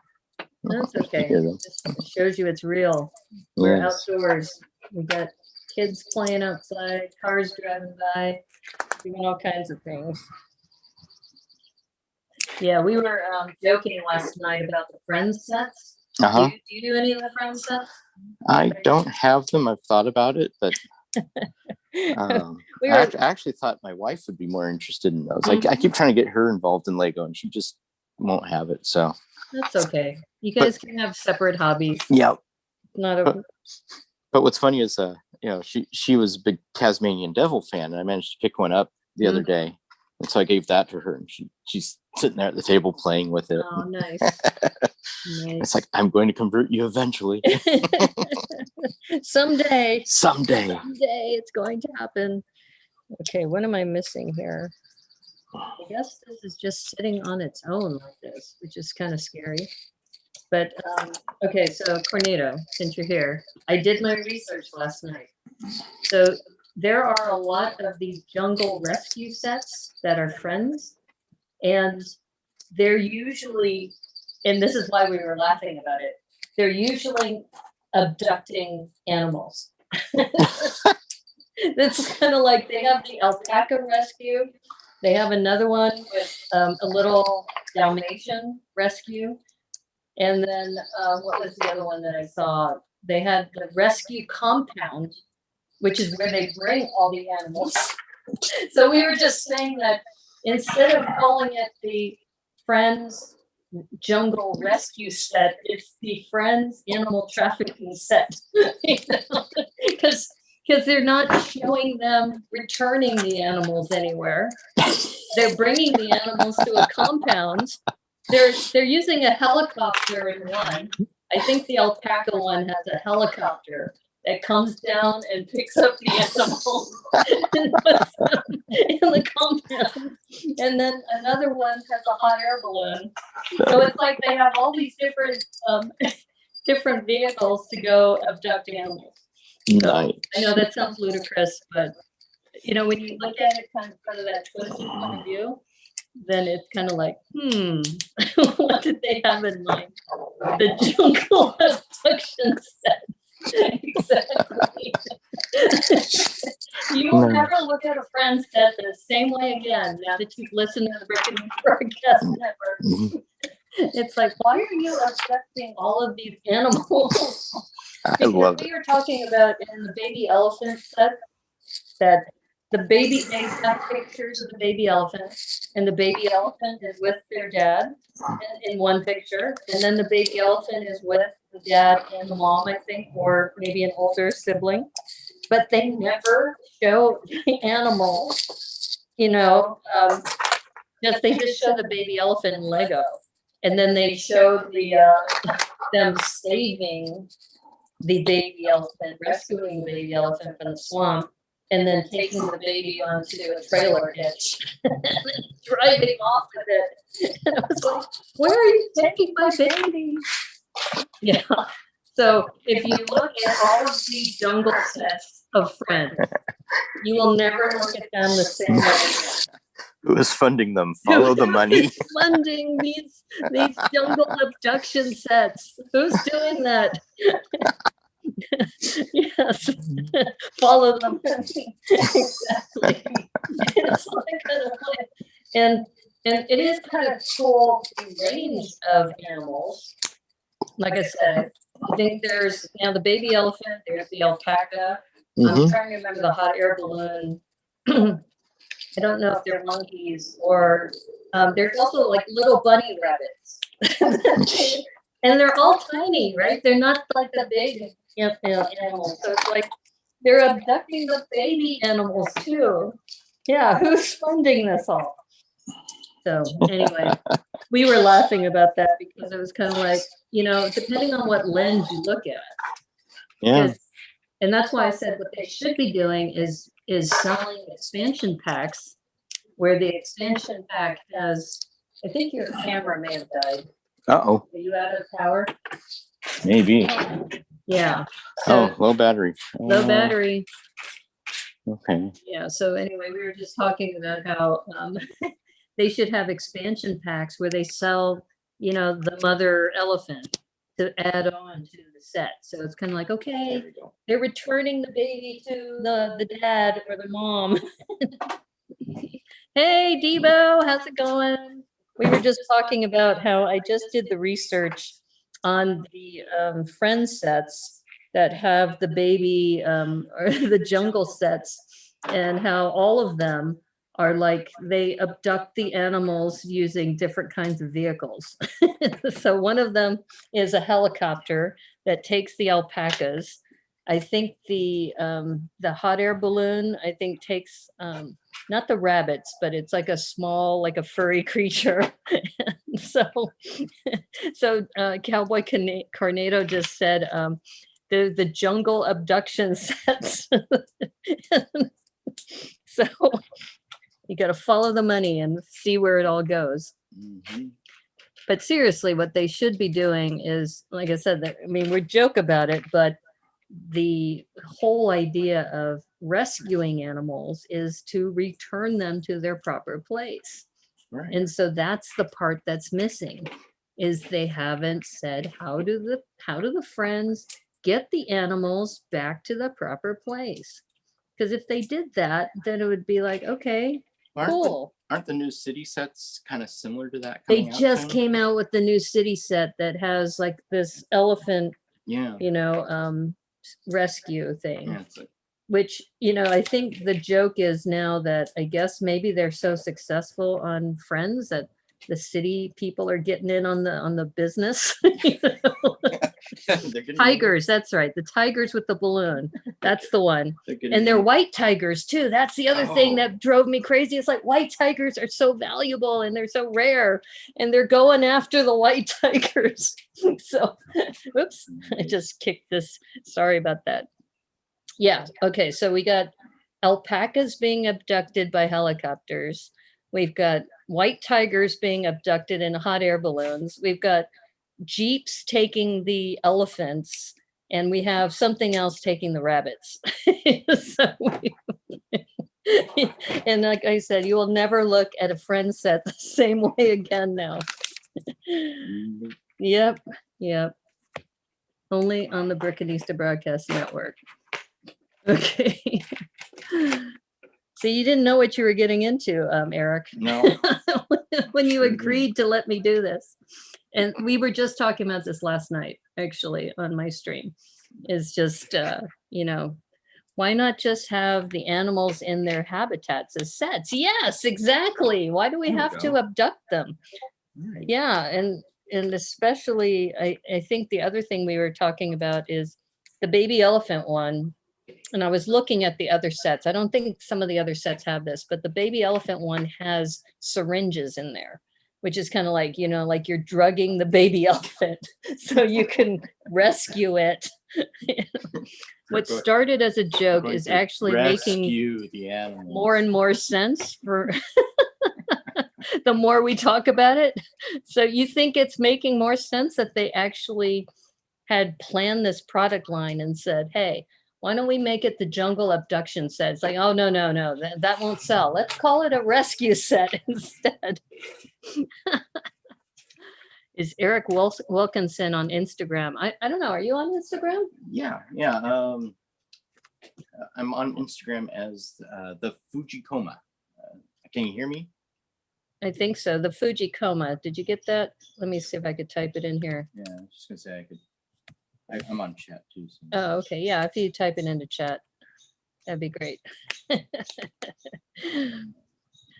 Yeah, so now when I go into the Lego store, stupid autocorrect. The Fuji moms. Fuji moms, yeah. Hey, you're with a couple people in the chat who have multiple names, so I wouldn't worry about that, because I think Joel has what, 7 names, and now Cowboy Kenobi has what, 4 names or 5 names. I'm in the process of setting up. Fuji mom sounds nice. Fuji moms. Well, you know, now you own it. Yeah. Own it. Take Oh, it. God. Fuji moms. So the story behind Fujikoma, like I Uh-huh. said, I was big into anime and mecha. Right. There's the anime, The Ghost in the Shell. I don't know if you've heard of that. I think I have heard of that one. Is And that a computer one where the ghost is inside the computer? Or am I Ye- thinking of a different movie? sort of, yeah. They've got series, they've got movies, they've got all Mhm. sorts of stuff. They did a live action movie recently, a couple of years ago, a few years ago now. I don't know. That's what I'm thinking about. And Is that the one with Scarlett Johansson? yes, Okay. yeah. I know exactly which one you're talking about. So I don't know if they made much of an appearance in the movies, but in the anime and the manga, there was these creatures that they called Fujikomas Oh, and Takikomas. interesting. Yeah, Takikomas. And so you had both of them. And early fan subtitles that came over spelled the Fujikomas Fujikoma. Mhm. And the proper way is, as Devo just pointed out in the chat, should have been with a with the CH instead of the Oh, K. interesting. So my nickname is based on an old spelling of the Fujikoma. Or Oh. Fujikomas. Interesting. See, you learn something new all the time on the Brickanista Broadcast Network, because he didn't include that in his bio to me. Yeah. Let's talk a little bit about steampunk, because I know that I'm so excited to be the dystopia theme coordinator. So I definitely want to put some steampunk things in there. Yeah. I think I told you I was the steampunk Yeah. and dystopia. Right. Well, that's Theme why I wanted coordinator. to ask you about that, because And did you have like a standard that you set up for people to collab with? I tried, but I could never get anybody to collab. So Well, I was- will be honest, and if any C-Lug people are listening to this, or maybe later, it's not exactly a collab kind of group, no. and I don't know why, because we got a lot of talented people, but they don't seem to like to work with each other. Yeah. Well, what's funny is Portlug. Yeah. Baylug is really big into collabs. Yeah, they did a really great steampunk collab Yeah. a few years ago. Right. And they also did the Dream Bunkers too. Right. And it's like, why can't we get people up here interested? Most Yeah. of them are doing like big architecture sets, and Right. you've got a lot of people that are into the train lugs as well. So you Mhm. see them doing a lot of the city stuff to go with their trains. Right. You do see that. Yeah. And then space is a big thing up here too. Oh so. yeah. In fact, did I tell you about my first mentor when I first came up for BrickCon? I You know think Jubal? vaguely, yeah. Jubal Sherald. If you don't know the guy, I'm going to put his name in the chat. Yeah. Jubal Sherald has a floating island Ah, yeah. that won some awards. Nice. Check him out because he ended up being my mentor. And this is actually kind of a funny story. When you sign up for a con, sometimes what they'll do is they'll have like a buddy system, and that somebody will be assigned to you as your buddy. And so I signed up for this because that was my first con. This was 2018. And I said, yeah, I would like a buddy for this. And so they said, okay, your buddy is Jubal Sherald. And then he started texting me and he said, hey, I'm with my dad and my brother. We're out to lunch right now, but I'll come see you after lunch. I said, okay, cool. I'll be in the pirate area. And it turns out I had already met both his brother and his dad before I met Jubal. Oh, okay. So Karis, who is his brother, he was in the pirate area setting up his MOC. And so we chatted because, the pirate group is kind of small, actually. But at BrickCon, what's great is they had this whole fleet of ships. And it was probably the most excited I ever got with having my ship as part of like 16 other ships in this one big fleet that was going around this fort. It was amazing. So anyway, and then his father was in the Micropolis area. So when I set up my Micropolis MOC, I had chatted with his dad, Paul, for a while. And so by the time he got to me, he goes, oh, I heard you already met my dad and my brother. Because when I told him I'm in the pirate area, his brother said, I think I know her. Because, there's not many women in the pirate area, right? So it's kind of like, she said she's in the pirate area. It's like, okay, I think I know who that is. Yeah, so that was funny because I ended up getting 3 buddies instead of just 1 because of that. Because I just had met all of them ahead of time. So I finished the Mech. Oh, you finished it? Okay. Yeah. Oh, wow. So, Okay, let me do a close-up of you. Hold up. And then I'll have to remember to unspotlight myself. Standalone complex is your jam. that goes in the shell. So, Oh, I was reading the chat by Debo. Okay, let me spotlight you for a moment. Yeah. Okay. Wow. I love that. Yeah. That little backpack on it. The backpack is cool. Got the little jets or whatever. Yeah. Nice, real solid build too. It looks very swooshable. Yeah. Can you show for the camera the bottom of the feet? Because I'm curious if they're flat or will they connect to like a base plate? No, they won't connect to a Yeah, base so plate. they're flat. That's something I noticed about a lot of mechs is that they don't have any way to connect them to a base plate because they're all meant to be standalone. Yeah, these are kind of the new standard for building mech feet, I've noticed. Yeah. These, this Is that a shield tile sideways. on the bottom? On where? On the bottom is it the gray piece, the light gray. Is that a shield or what is that? No, it's just square plates or tiles. Okay. Yeah, the shields are used on the front. On the front and there it on is. the back here. Oh, okay. Behind the backpack. Oh, okay. Cool. Yeah, that's pretty cool. Wow. That's awesome. It shows you how much slower of a builder I am too. But I'm also pointing out parts too. Yeah. I'm chatting and pointing out parts. So it's up to you if you want to build the third build, because I'm working on the second one. And we've been on the air for an hour and 40 minutes, roughly. Hour and 37 minutes, yeah. But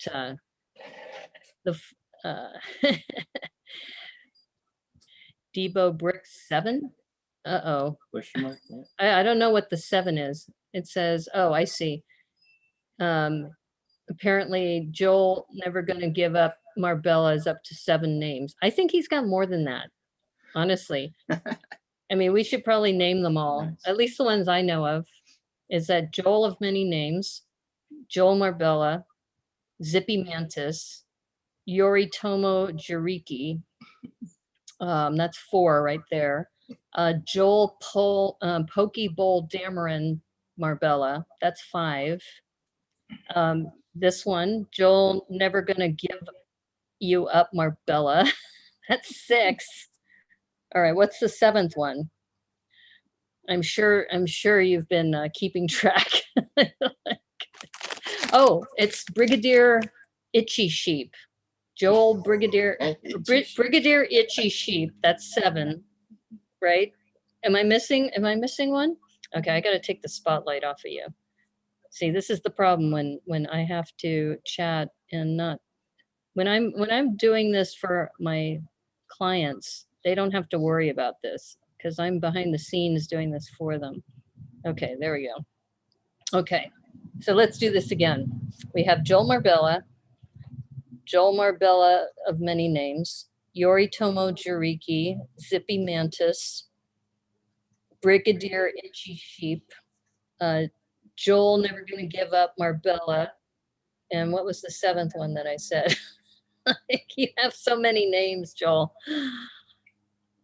Just trying to keep up with you. 5 2x4s and 2 2x2s take care of A-wing, speeders, and small mechs. Wow, interesting. All in white. Oh, nice, nice. Yeah, I know it's been interesting. Just so I don't know, Joel. You're gonna need like a spreadsheet for all of your names. I think. Oh, the one I missed was Joel Pokeball Dameron Marbella. So that's the 7, right? So I think Debo's right. I don't know if you have any more than that, but those are the ones that I know of. I think the favorite one of mine is the Brigadier Itchy Sheep. I think that one is just so freaking funny. Okay, I got to get back to building. Okay, we now have all cameras. All cameras are live. Okay, so now I can attach this here.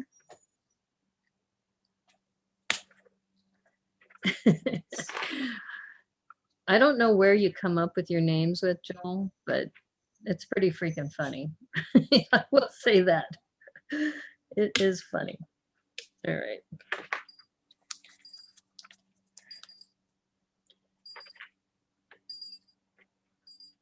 Yeah, so when we were talking about just different names and things that I've been lucky because Brickanista I can use pretty much everywhere and nobody's really taken that. I don't know if you can see. I wanted to rickroll TB with Never Gonna Give You Up. I don't know if you can see this or not, but Let's trying see. to hold up so you're talking about my Oh, yeah. illustrations and such. So, Oh yeah. Oh, that's awesome. so this is my Bill Nye. The world is on effing fire. That's nice. That's really nice. Well, that's another thing we should talk about too, is that here, let me spotlight you. You got to remind me to unspotlight you. But one thing that Joel's been, or not Joel, Eric's been doing is that he's also been animating an avatar that he's going to use on his Twitch channel when he starts streaming. And you do have a little bit of a glare coming through. Yeah. So I need to print these out.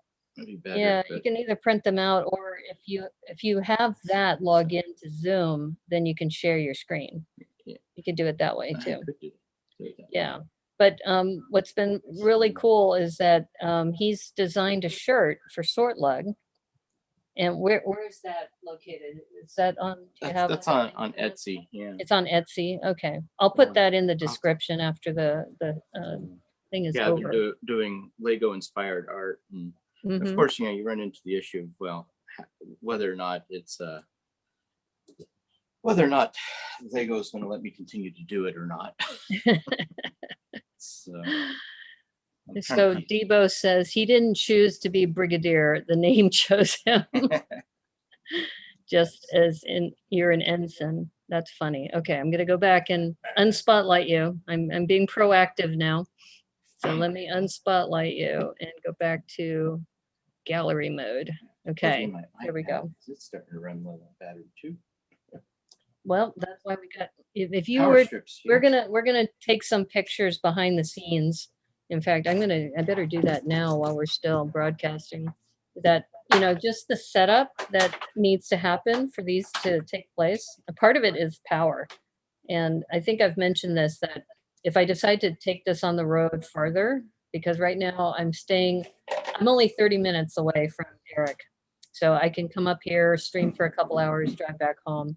I could probably go as far south as Portland too, because that's about a 3-hour drive. Could go down to Portland, stream for, a couple hours and then drive back home. But if I start my road trip down to Arizona and I want to start streaming then I think I'm already looking into cell phone boosters and inverters. Is that those are like the top 2 things that I would need in order to keep streaming while I'm on the road. But I think the power is one of the biggest issues. Yeah. Is just having enough power for some of this. Okay, let's do selfie mode. Let's see if we can do this. Okay. Oh, good. I can get Eric in on the shot. Oh. Okay, we're gonna be live, and I'm doing a selfie. Okay. All right. Ready? Okay. Hi. Right back here. Okay, we gotta do it one more time. For some reason, I had the timer on. Oh. I didn't mean to have the timer on. Let's try this again. See if I. Okay.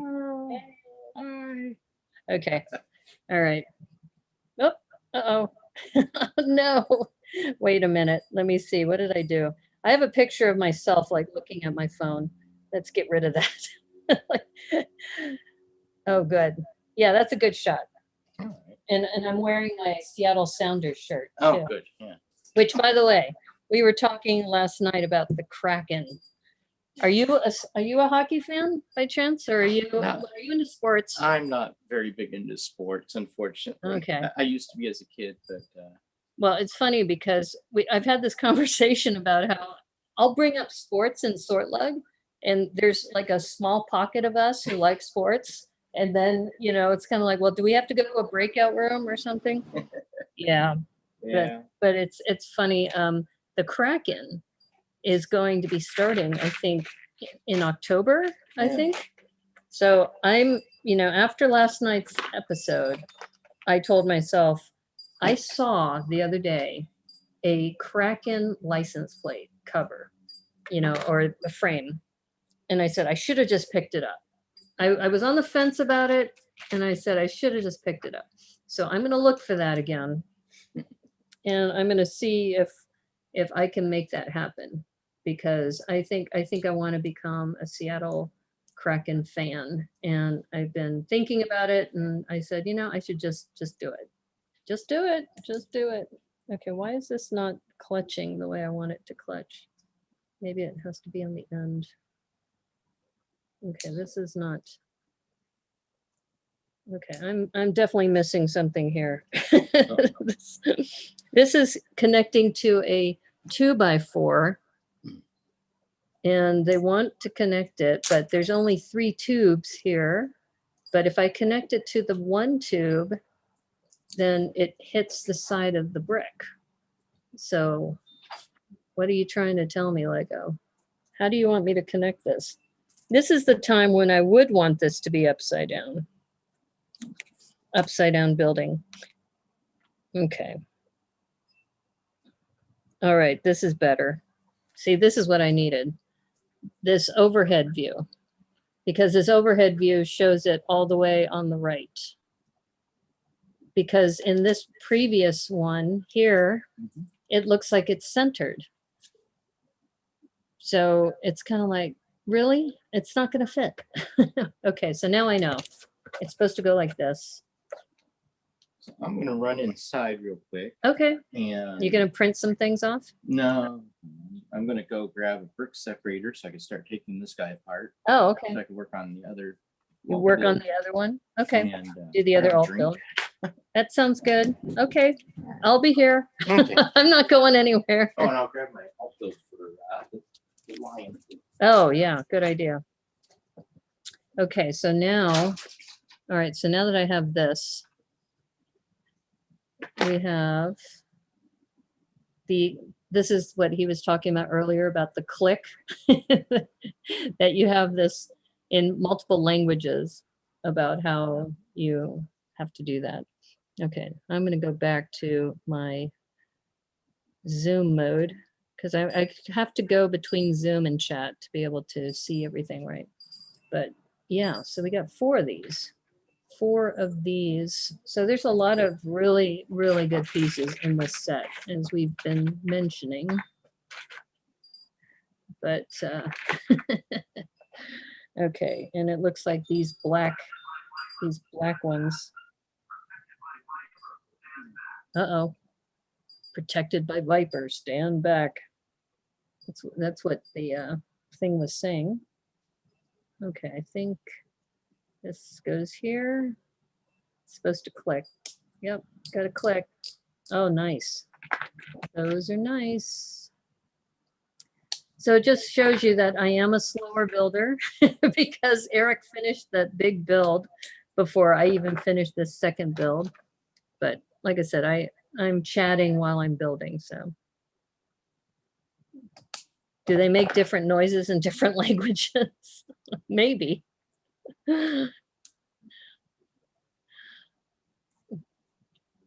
Well, let's see. We have, here, let me see if I can zoom in on this. Oops, where is my spotlight for everybody? Oops, no, we're spotlighting the wrong one. Remove spotlight. This one. This is the one I want to spotlight. There we go. Okay. So we have click, click, cot, cook, click, and what? Clicks, kiss, clicks, kiss. And I don't know, I can't read the Chinese, but yeah, that's kind of interesting. Let me see if I could zoom in a little bit on that. Yeah.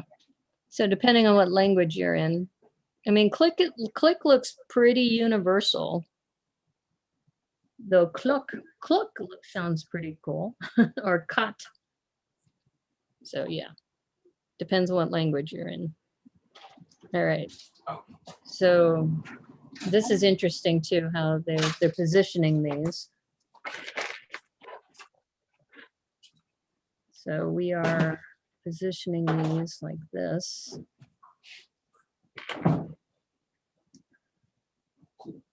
I'm glad they had this overhead view because honestly, it was kind of driving me crazy looking at this. It was like, no, that won't fit in the tubes, dude.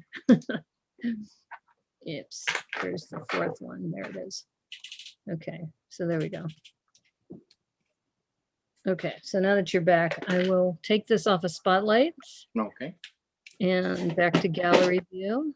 Okay, cool. So now you're taking apart the big mech. He's going to work on the 3rd one. And right now we've been streaming almost 2 hours. Wow. Okay. Time flies. It does fly. It does fly. So for those of you who missed it, so we were talking earlier about steampunk, and I would like, so I'm going to put the question out to you. You don't have to answer now, but I think it would be good if we put a collaborative standard out there that, you know, if you want to do like a base type of mech, or not a mech, a ship, a steampunk ship, here are some easy options. And then some, you know, we come up with the base and then people can decorate it any way they want. And I mean, I have one already that I did with a steampunk seal, and it uses like the dinghy boat and it's very simple to do. So I think I do need to come up with a couple other options for the balloon, because I use the pod from the troll set for the balloon. Mm-hmm. But I think that might be a hard part for some people to get. So I'm thinking maybe I may need to rethink that. Okay, I was wondering how they locked this in. So they're going to lock this in with one of these. That is brilliant. So what I've seen some people do is they'll use like the airplane parts for Ooh, the blimp. okay. They'll also use I like that. boat bottoms for the blimp, Mm-hmm. which creates kind of an interesting shape sometimes, and you can add stuff to that. Of course. Right. So you do the boat bottom, upside down. Right? Mm-hmm. Mm-hmm. I actually built a brick built blimp one year. Mm-hmm. That came out pretty good. A brick built blimp. A brick built one, yeah. It was, Oh, I have to see that. I gotta find pictures of it. It's been. Do you it's have it been a on while. Instagram or someplace? Probably not. I Okay. probably have to go find it on like on Flickr, somebody else's pictures of it. I'm horrible at taking pictures of my own sets. I really am. You need to take pictures. I know, I do. So But yeah, it was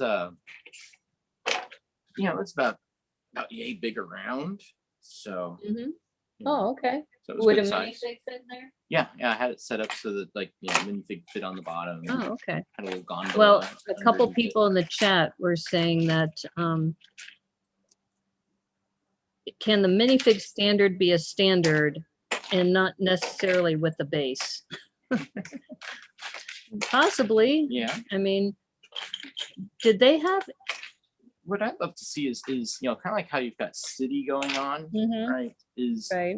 like our own sort of steampunk city start Yes. growing. I agree. I And absolutely agree. that's what Portlug did at one point, I believe, for their It would be almost like an airport, but for steampunk airships. yeah. Exactly. I would love to see that.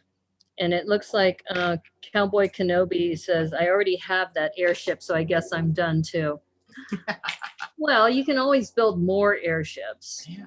It depends, though, if you're going to come up to Seattle for BrickCon. I mean, that's the other question is they haven't decided if it's going to be in person or if it's going to be virtual. You're starting a small balloon collection. Yeah. Yeah. Well, that's why you missed this earlier, but we were talking about TBD is the theme of the convention, and I'll let you say your suggestion because Okay. it was Eric's idea.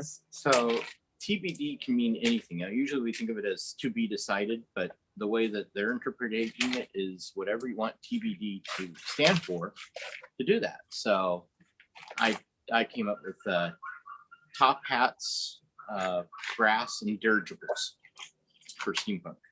Top hats, Don't brass, and dirigibles. Uh-oh. Did it make it into the crevice? Almost. Oh, lucky. You lucked out.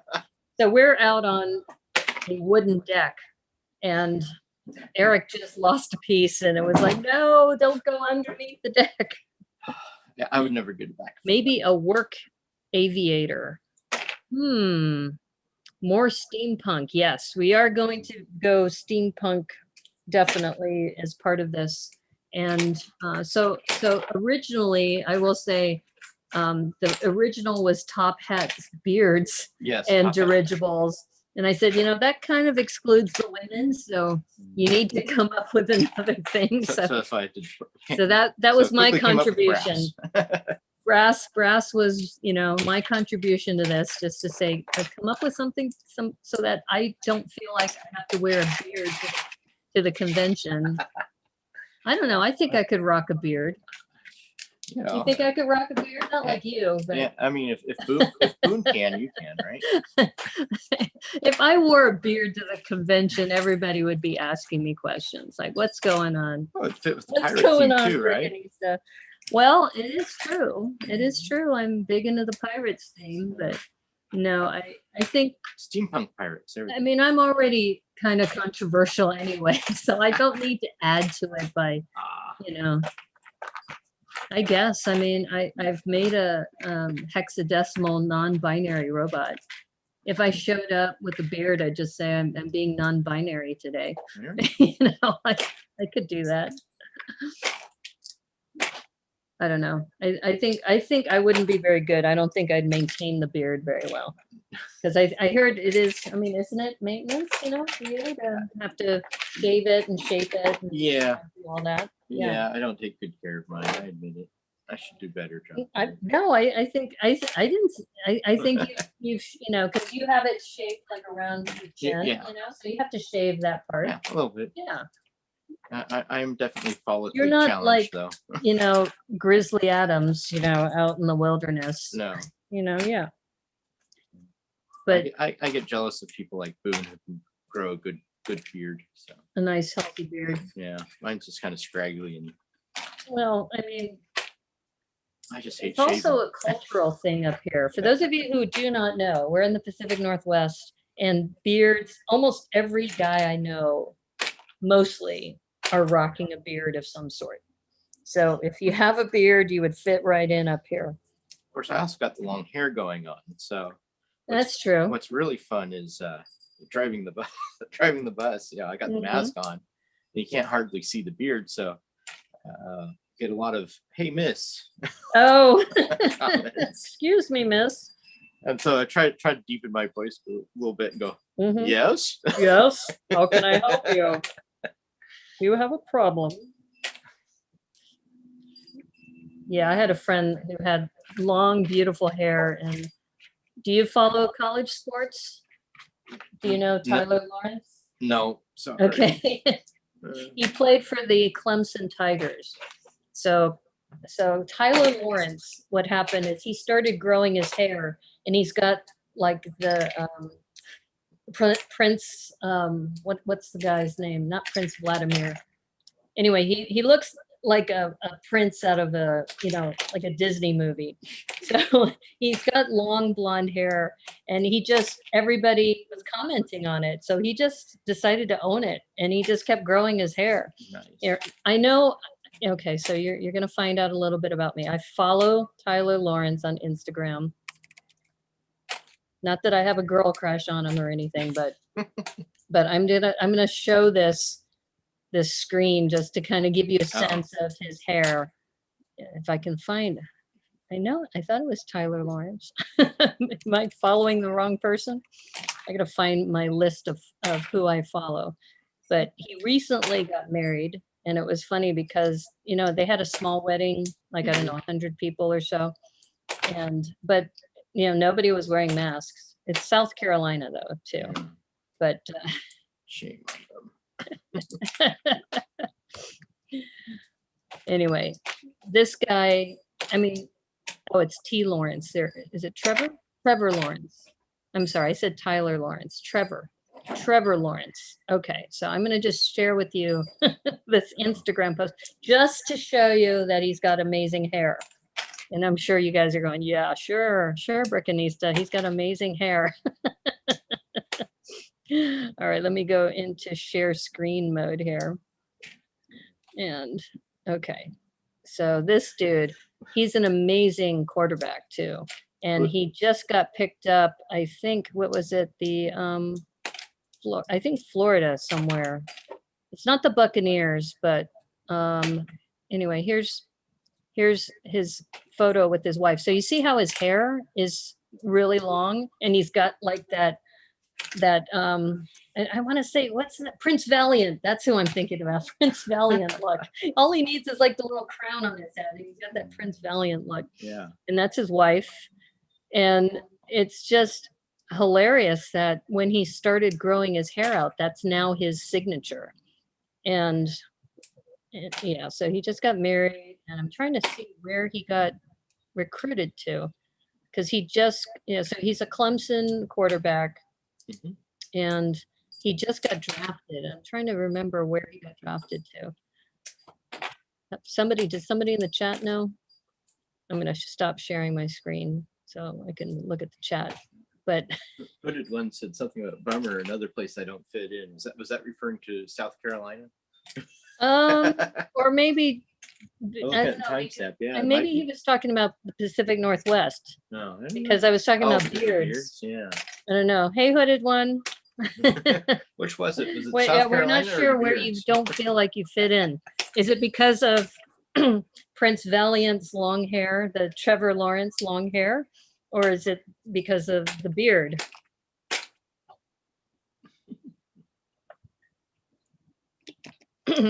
So anyway, yeah. If you I talked with a friend of mine from New Zealand. He's the one who taught me about rugby. And we were talking about college football because I was just talking about Trevor Lawrence, who is the quarterback for Clemson, who just recently got drafted. But what was funny is he goes, "Oh, yeah, college football. Isn't that just like junior professional?" I said, "Oh, no. Oh, no. No, if you are a fan of any particular college team, they're probably more diehard fans than your typical, NFL fans. I mean, they're hardcore. So I told people, don't ever mistake college football for like junior NFL, because those athletes, if anything, are probably a lot. Some of them are faster and they're stronger because they're younger too. Yeah. There's definitely more energy in the college level stuff than there is in, I think. Oh in the yeah, I agree. professionals. I definitely agree. And I think the rules are a little bit different too. Mhm. I think they have a shorter window of time for snaps and things. But yeah, so anyway, yeah, I'm a Tyler Lawrence fan.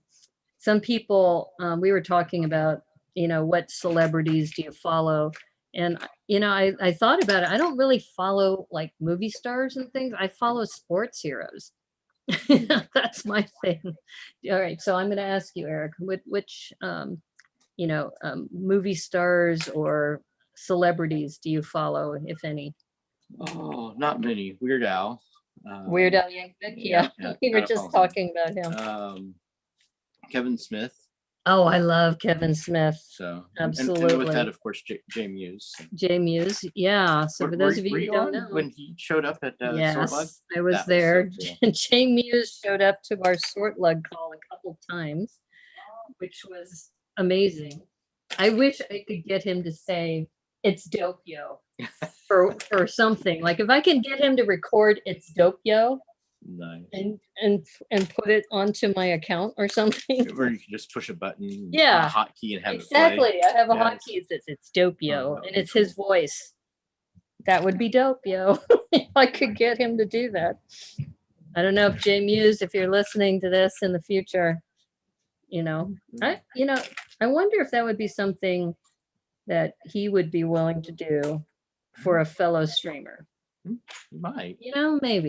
Maybe. I don't know. You have to do is hop on one of his streams and just, chat him and right and ask him to say it's dope, He'd yo, probably and then record say, it. "Oh," or just put it in the chat. Mhm. Just say it's dope, yo. Yeah, but so a hooded one was saying the beard thing. Yeah. He wouldn't fit in because of the beard thing. Well, it's not all men up here, but a huge proportion of men have beards up here. It's funny, when I moved up here, the big thing was grunge at the time. Mm-hmm. Everybody was wearing, plaid and jeans. Oh, they still do. They still do, but yeah, that's why if you notice the bearded builders, they were talking about how many versions of plaid shirts that they had to show for the casting agents. Yeah. Yeah, so I mean, I hope, some of you, if you haven't already, put on your calendars October, first weekend of October. That is, if we are going to have an in-person con, that will be the day. It will be the first weekend of October. I will be in the dystopia area. And the other reason why, and I'll have to ask you, Eric, so when you were managing the dystopia area, did you cosplay over there? No, I didn't. Oh, you're I gonna have should to. have. Okay, well, this year I'm gonna challenge you to cosplay. Okay, all right. Yeah, I can do that. I am so looking forward to this. I have been looking at patterns. I've been looking at different forms. Like you have the Victorian dresses kind of thing, with the interlaced with leather and other brass and other cool things.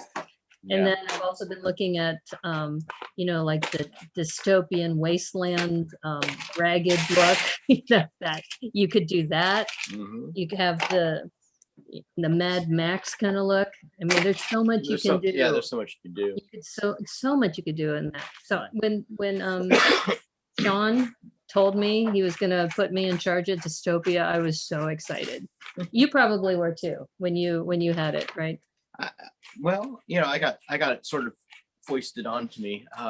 Dan DeGoby was running the steampunk Mm-hmm. at the time, Okay. and he did a really good job of it. But he suggested somebody a little closer to the Seattle area be running it. And, Right. I was getting really involved. This is like my second or third, third Mm-hmm. or fourth year involved, and, Right. and so he sort of passed the torch on to me. I'm like, well, I'm not sure I know what I'm doing, but okay.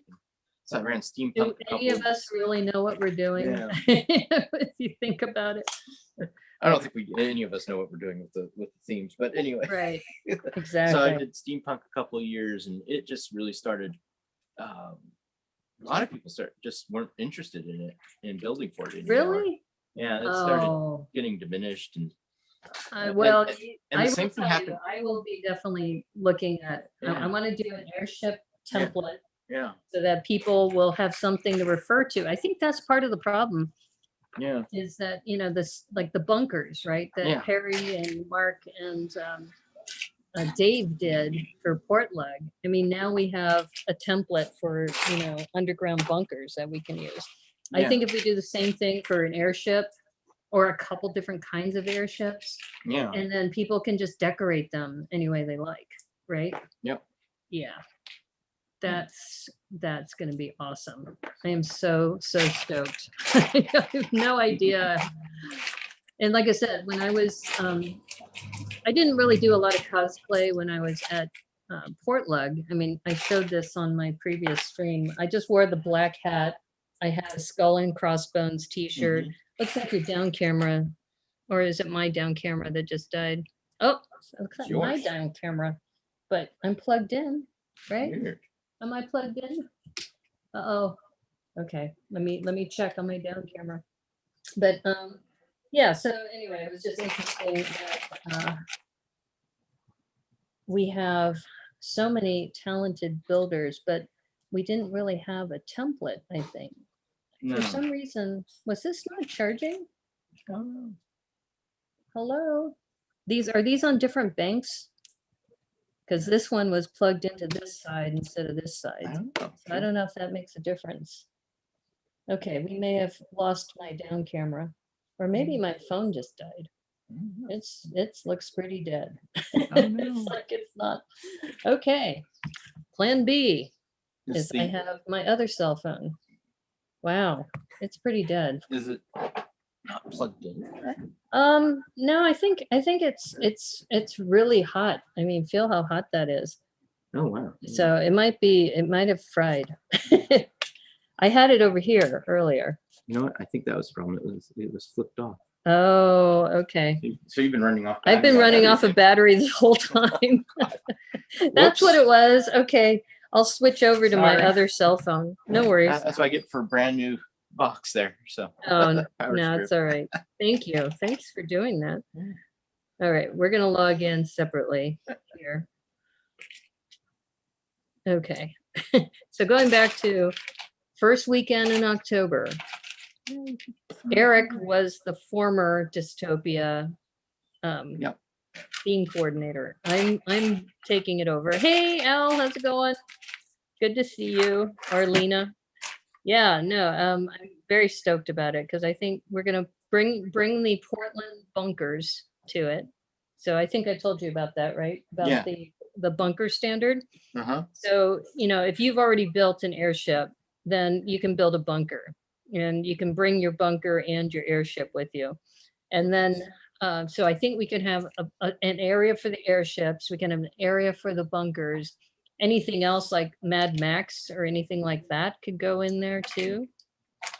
Dirigibles. I would love to see all the dirigibles kind of with the collab area. I think that'd be fun. I am stoked. I'm very, very stoked. While I'm getting my second camera going here.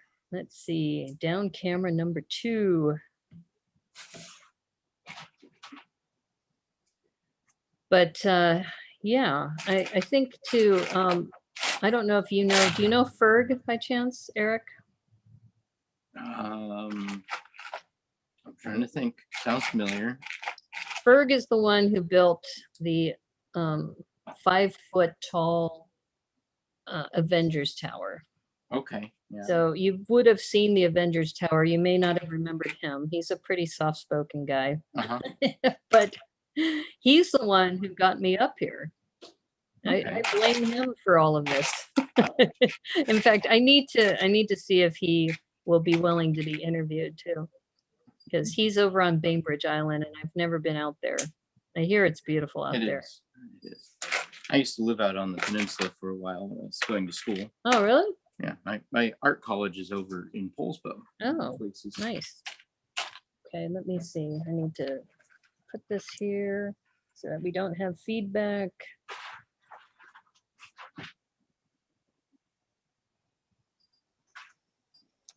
Well, there's so much to explore here.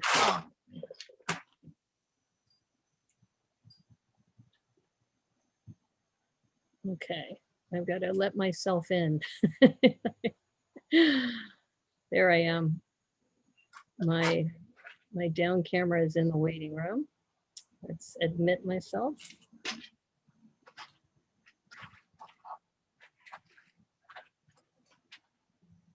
And put that there.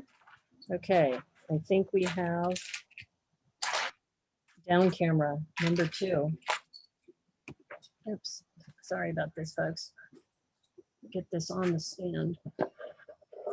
All right.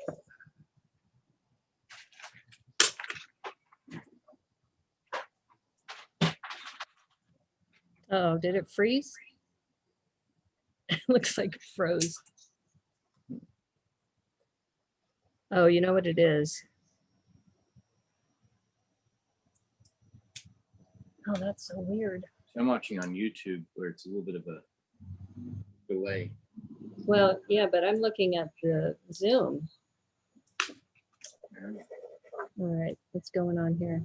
Oh, I hate Bixby. Bixby drives me crazy. I need to learn how to decommission this. All right, here we go. I think we're back. Yeah. If you don't know already, I can't stand Bixby. Bixby drives me freaking nuts. Oh no. Oh, you gotta probably mute that one. I did earlier.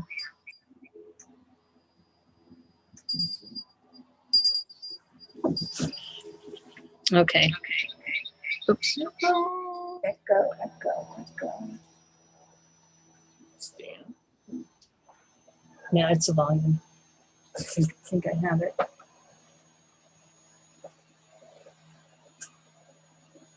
Stand easy.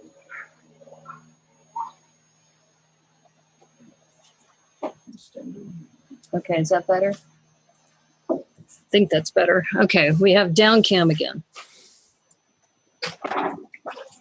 Oh,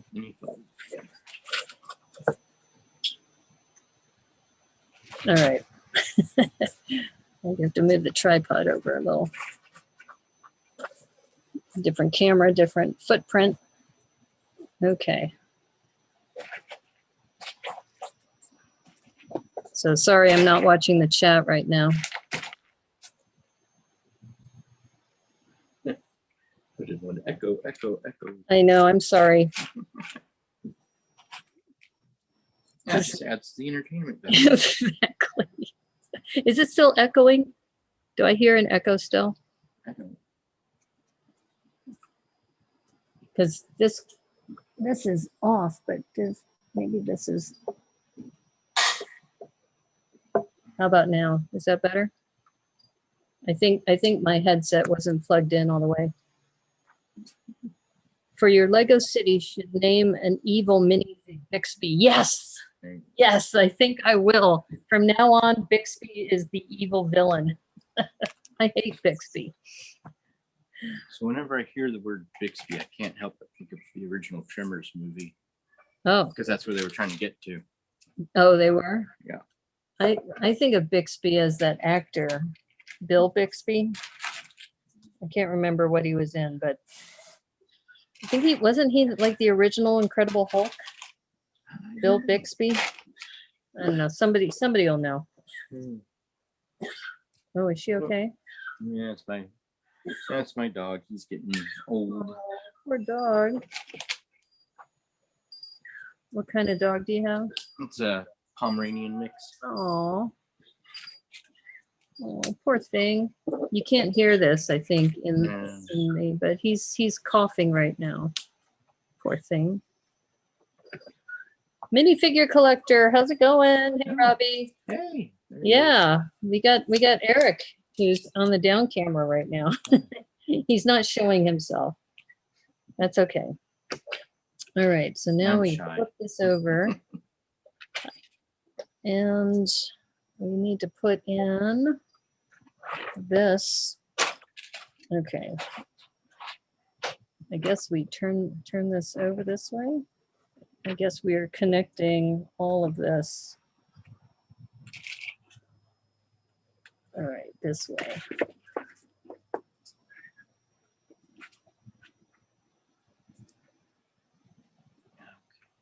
Aha. All right, I think we got it. Okay.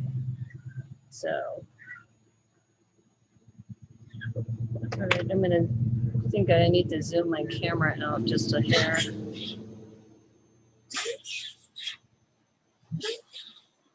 I was gonna say, did you need to check on him? Yeah, I might need to go check on him.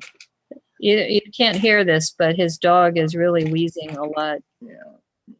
He does Poor do that, thing. but yeah. How old is he? He's 15 or so. 15, yeah. My dog was 14 and a half when he passed. Yeah. They have more health issues as they get older, just like all of us do. Yeah. Okay, so this is nice, this little crawling mechanism. So this is what I've been doing.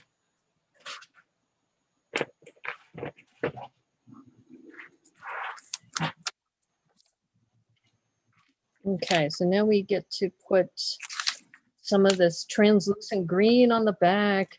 These are epic. Oh my God, these 1x2s in this fluorescent green, amazing.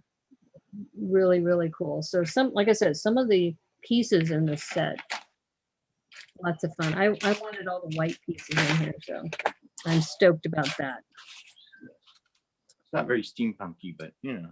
Steampunky? Oh, you mean the set? Yeah. Well, we didn't plan to have a steampunk set. No, I know. Yeah. So, but I just think.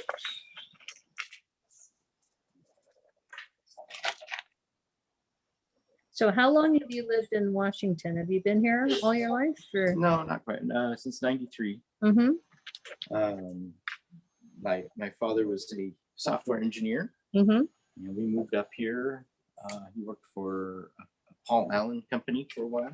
Mm-hmm. And so I just sort of stayed up here. But yeah, we lived down in Cupertino to begin with. Oh, where I yeah. started. So you're from California Yeah, yeah. originally? Yeah, He's from This California and he's a Gemini. I know. Just saying. Just saying. There's just There are no all mistakes in sorts this of world. things- yeah, all sorts of things wrong with me. No, I mean, Well, I just think it's pretty cool. yeah. Okay, so this is interesting. So they're telling me to put these in here, but it's only connected on one stud. That's why I'm kind of confused by this, but it's what they said. They said to put 3 of these here, like that. Which to me, that's dope, yo. That's old for a little dog. Yeah. Yeah, when my dog was 14 and a half, he was getting a kidney failure. Mm-hmm. Yeah, it was hard. It was hard. Just, and he was having a hard time breathing, and it was just like, I knew it was getting to be time. Yeah, I think we're unfortunately almost there too. So, Yeah, poor thing. yeah. So this to me is kind of a waste. Uh-oh. So they put these beautiful, these green pieces here. All right, you've got these awesome translucent 1x2s. They cover them up with this, which is kind of cool, this tooth piece, right? This straight tooth piece with the gray, this metallic gray. And then they have this clip, but you put it in here and it's like hidden. It's like, but a waste. It's this beautiful green piece. It's not seeing the light of day. It sounds sad and painful. Yeah. Yeah, I think, you know, and it's interesting about dogs. I think that, you know, they're such amazing creatures because even to the very end, he did everything in his power to just be so happy and joyful. And so it just, yeah, it was hard. Definitely I miss him a lot. Okay, so this is actually the driver of this little crawling thing. So I get to put him in right here, which is hilarious. That I'm gonna aim it for the camera. That is super funny.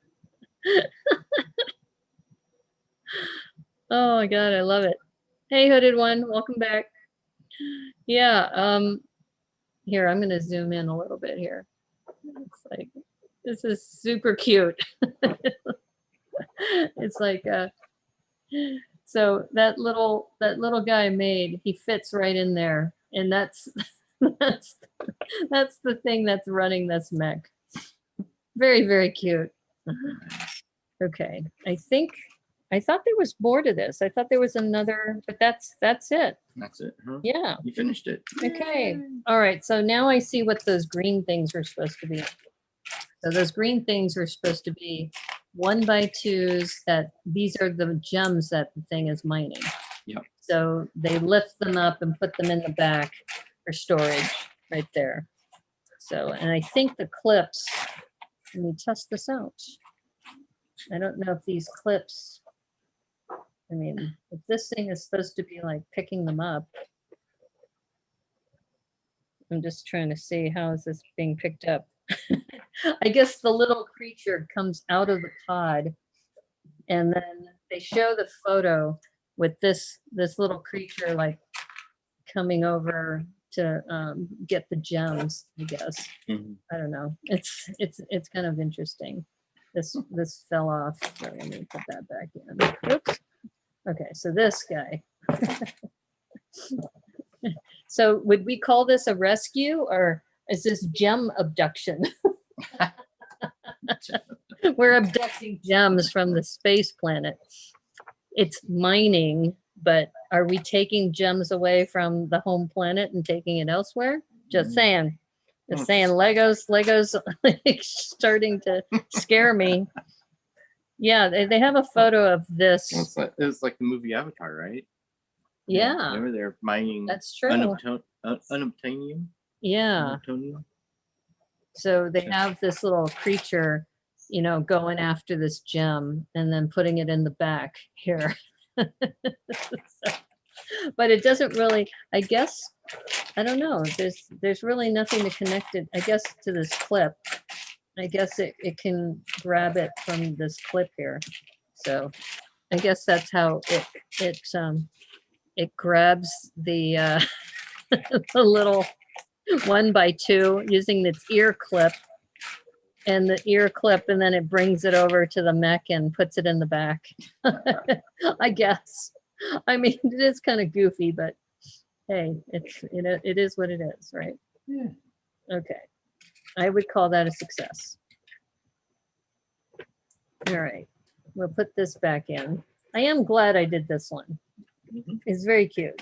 Very, very cute. And like I said, really cool pieces. That is funny.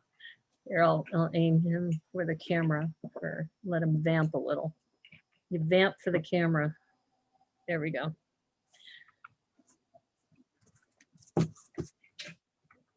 See, I'm gonna check the chat real quick. These small 3-in-1 sets are the best thing for your butt. Yes, absolutely. So this set doesn't make it for Thrifty Thursday because it's $24.99. But for those of you who missed the beginning, what's interesting is I bought this set from the Lego store. Excuse me. I bought this from the Lego store, and it didn't have the push tabs. So it just had, the tape. But then Joel, I'm sorry, I keep Eric. calling you Joel, Eric. Eric so has push tabs on his. Right. It's the It's same the set. same set. It's so with weird. Different boxes. Different packaging. And I'm trying to see if there's any indication. Somebody said that on the tape, there's a set of numbers. And the numbers in this case say 16R1. Huh. I don't know. Do you have any tape on yours? No, that's just it. There's absolutely no tape on this one. Yeah. So this has 2 sets of tape. So on the side of the box here, you just said R1. There's something that says 310R1. Ooh, interesting. Okay, so I think you're still building, right? The third one? Yeah. Okay, I'm going to do some research while you're building because I think we've already been streaming for 2.5 hours. Yeah. So I think by the time you're done, we'll be able to wrap up. Yeah. On the side, maybe check the side of the box, but right here next to the barcode on this side, okay. there's a little area that's got like another like QR code, and it's got the 310R1. Look at where your barcode is versus my barcode. Oh wow. Yeah, Okay, so here's another difference: is my barcode shows up on the far right. Your barcode is like in the middle. Right. Okay. Weird. Interesting. Interesting, because it's the same freaking box. Right. But same printing. Well, hold on. Are they even the same size? maybe. I think so. Yeah. They're the same It's the size. same size box. Huh. 2 different packages, one with the push tab, one without the push tab. Does your item number say 6327659, which is right above the barcode? Yeah. Yeah. 6327659. Okay, so the barcode's still the same, Yeah. but that's weird. Now, does yours say that yours is packaged from responsible sources? Ooh, where does it say That's that? next to my barcode. Oh yeah, I have that. Okay. FFSC. Yeah, the FSC. Uh-huh. Yeah. So we're talking about this right now. Maybe they are kidnapping the people to work in mines or on other planets. Yeah. We were talking about how the Jungle Friend sets are actually animal abduction sets because they talk about the helicopter takes the alpacas. The hot air balloon takes the white tigers, and then the little Jeep takes the baby elephant. The European versus a US version. It might be. Might be. You might be right, Hooded One, because they're exactly the same. But like I said, I got mine from the Lego store. Eric got his from Amazon. And we're still trying to figure out the different packaging. Yeah. So yeah, it's interesting. So I'm going to do some research. What's what we do. 16R1. Yeah. So Eric's going to keep building the third of the 3-in-1. I just finished the second one. It only took me 2.5 hours. It took you an hour and 37 minutes to do the full mech. Yeah. It shows you this. I'm a slow builder, but I entertain you with my banter and my comments. That's the benefit, I think. I don't know. Yeah. It's all fun. Okay, 16R1. Lego packaging. Tape number meaning. Just typing here.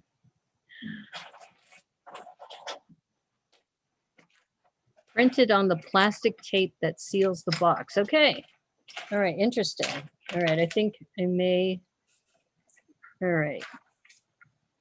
depending on the set you have and how old it is, the code might be in one of these places, embossed in the box near the barcode, or printed on the plastic tape that seals the box. You've probably had cut one or two open to set up. Have another look and you'll find the code. Okay.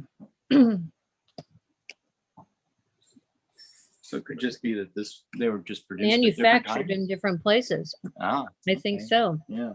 but I don't think it tells you where.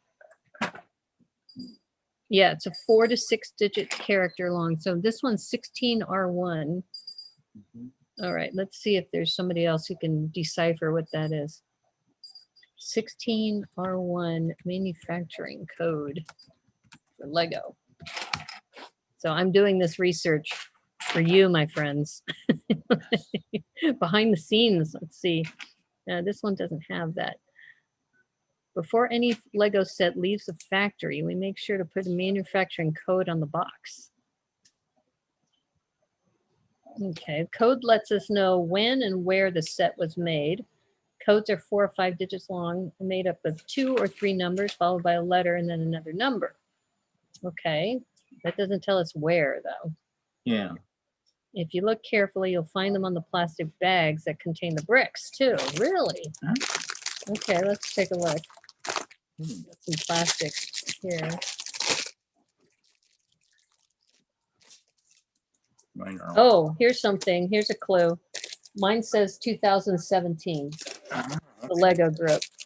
What does yours say? Yeah, mine was 2017. Okay, yours is the same. Okay. And there's a I was few- thinking it might be a different year. So on my large bag, Mhm. it's got the number 135149.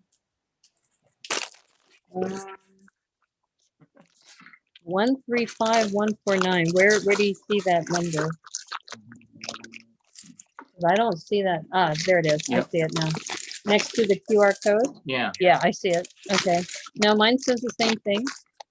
135149. We're still figuring it out. Mm.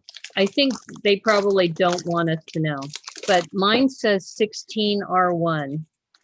Does yours have a Yeah, code? no, mine's the different. It's 310R1. 310R1. Yeah. So obviously different manufacturing places. Yeah. Mm. Well, R1 might be the same country, maybe. Because it says that followed by a letter and then another number. That makes I'm sense. gonna check the chat. See if the chat knows. Does the chat know? Let's see. European versus the US version. Nobody knows. Well, 16 R1.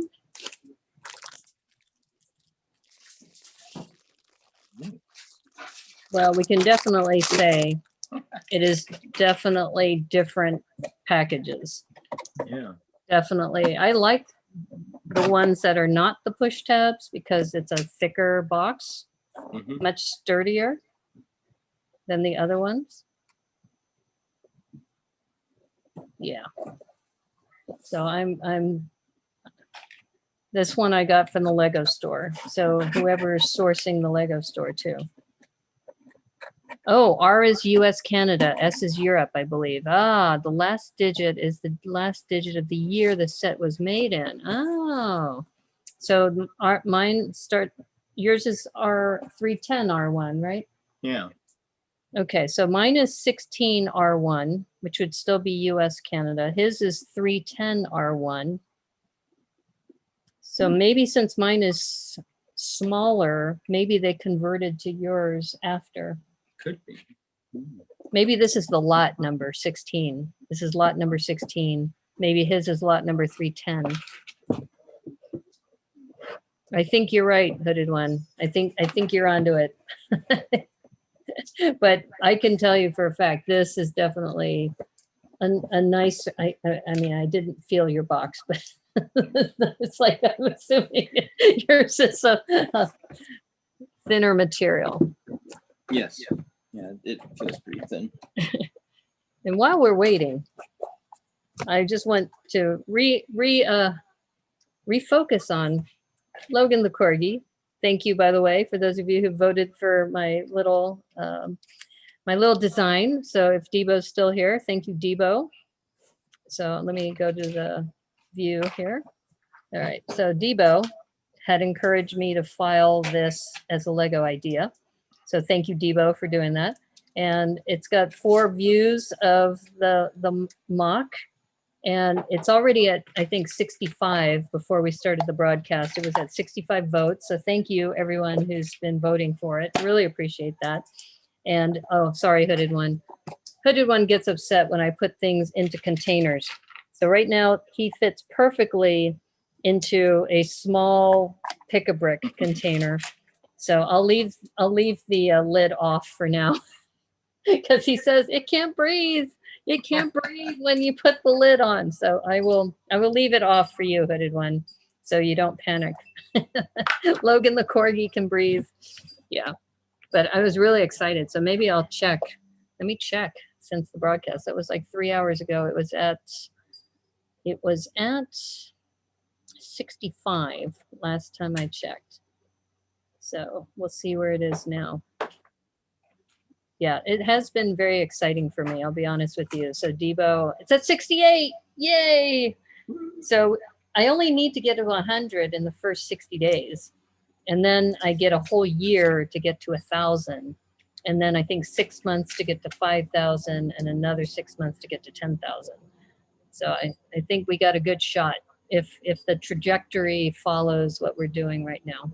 So yeah, it's been fun. It's been definitely fun to see. Let's see, back to the chat. Check on the chat. There's so many things to check on.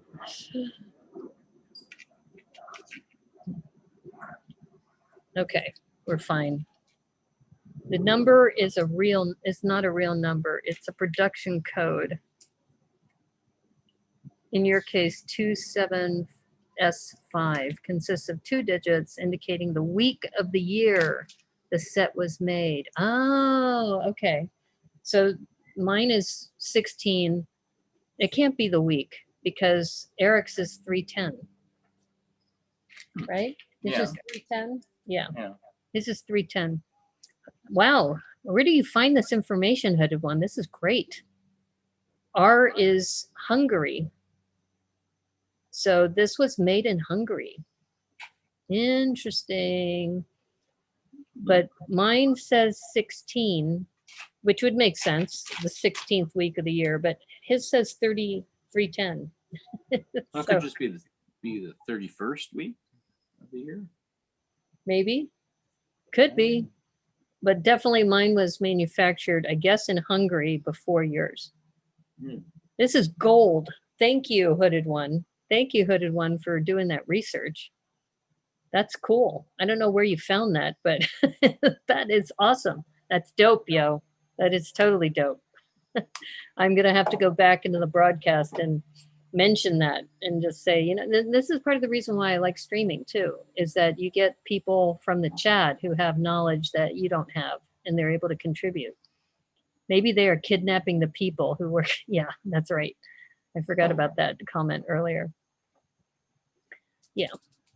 So I don't know. I'm looking at this and I'm thinking, love all the white pieces like these tiles, these 1x8 tiles. I'm definitely going to be using these for some modulars. 310 or 31-0 or O. Possibly, if it's the 31st week. Yeah. But this bright orange tile, I don't think I have much of that. So that's going to be helpful. And then just looking at the rest of the box for what I didn't use, because I made the smaller build, there's also more of these click things. Oh, there's a black toilet bowl in here. I call these toilet bowls. I'm not sure what they really are, but I have some of these on order for my other mock. And I mentioned this yesterday. This has been driving me crazy. By the way, here's a tip for you, Eric, and for anybody else out there. Do not order from anybody who is using the Chicago post office right now.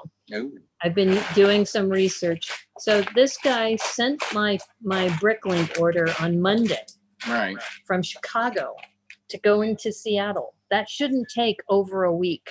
No. That should only take like 3-4 days max. Right.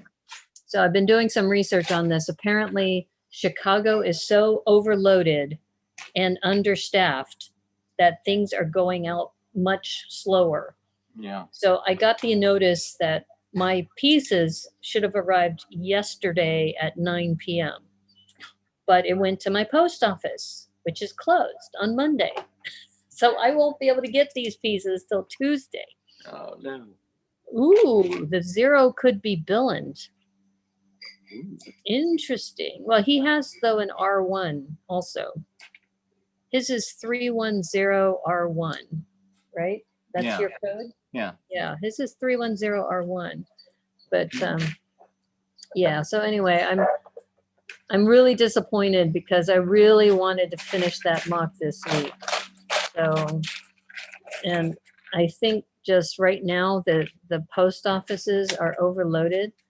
I was lucky. I sent Matthew's package like 2 weeks ago, and he got it right on his birthday, which was, that went all the way to England.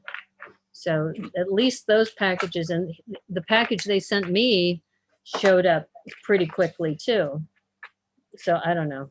It's just you're rolling the dice, especially if you have a deadline. Thankfully, I ordered these pieces way in advance because I knew that I was going to be submitting this mock for Bricks by the Bay as part of this collab. I think I might just go ahead and put these together while I'm thinking. So yeah, as far as $24.99 for this set, I think it's a really good deal. It's a 3-in-1 7+ set. Let's see, 327 pieces. So that's a good parts per dollar count. If you're thinking about it. And like I said, for me, I really was excited about this because of all the white pieces in here. Because for those of you who've been following me, I have been on the hunt for a lot of white pieces for a while because I've been using so many. Yeah.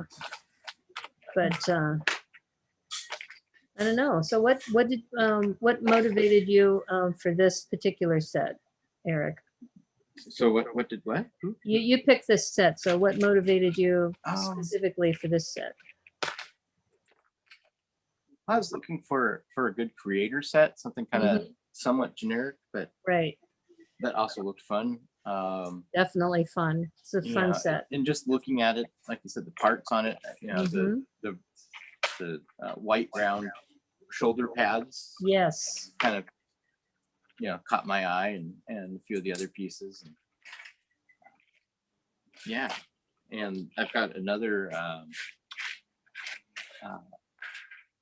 space creator set in there. It was the rover thing. It's like a big rover thing, and thought they would go well together if I decided to display them together.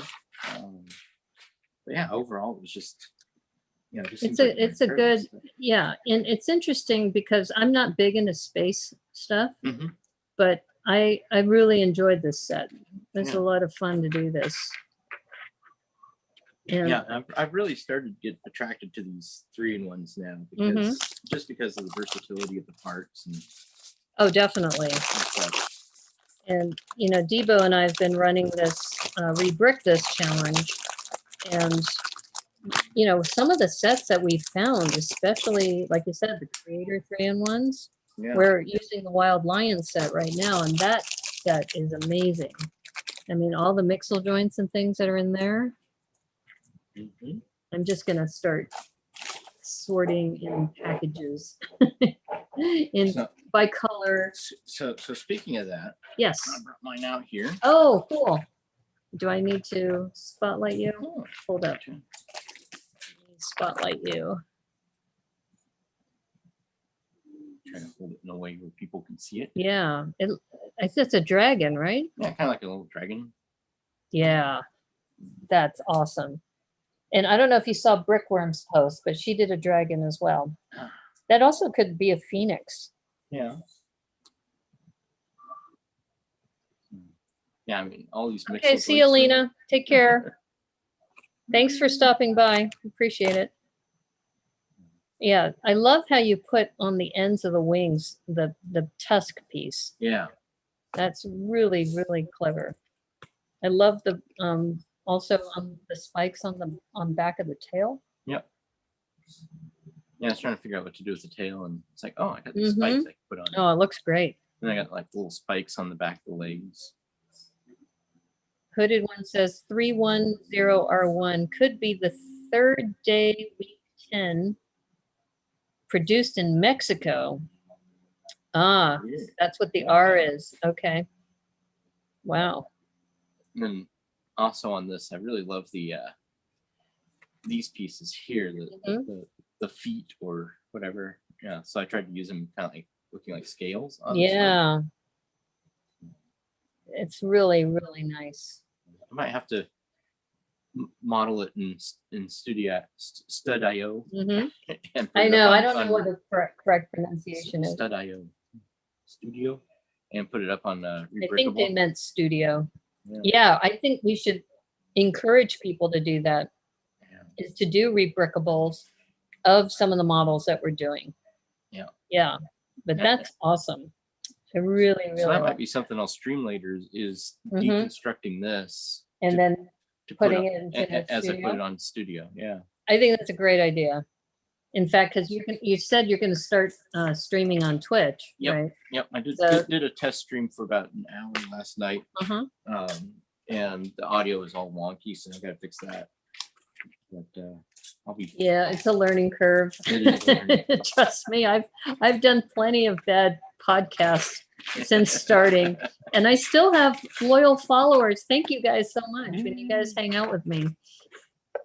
Yeah, I mean, it's kind of funny because we know we're all amateurs. We're not trying to pretend that we are, professionals. At least I'm not.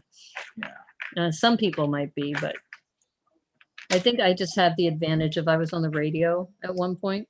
Okay, I'm going to unspotlight you. Okay. The nice dragon wyvern. Yeah. Yeah, that's kind of what I had in mind. Was a wyvern, wyvern, Wyvern, wyvern, whatever you pronounce it. wyvern. What is the difference between a dragon and a wyvern or wyvern? I think it has to do with whether or not it's got arms. Yeah, Maybe. I think so. Because this one has no arms.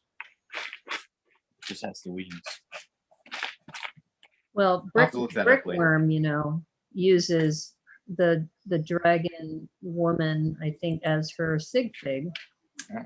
And she goes by Brickworm, Mm-hmm. but I think she's also kind of leaning towards the wyvern or wyvern.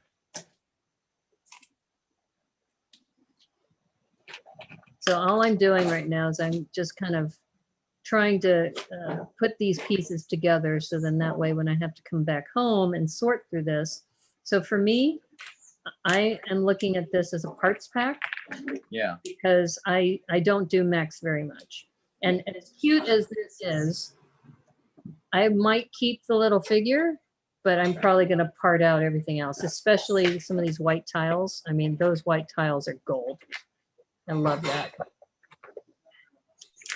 So I think for now, some of the pieces, like I said, the translucent pieces in here are awesome. Really, really love those. And I'm looking for a small bag so that I can put those in there. There we go. Oh, nice.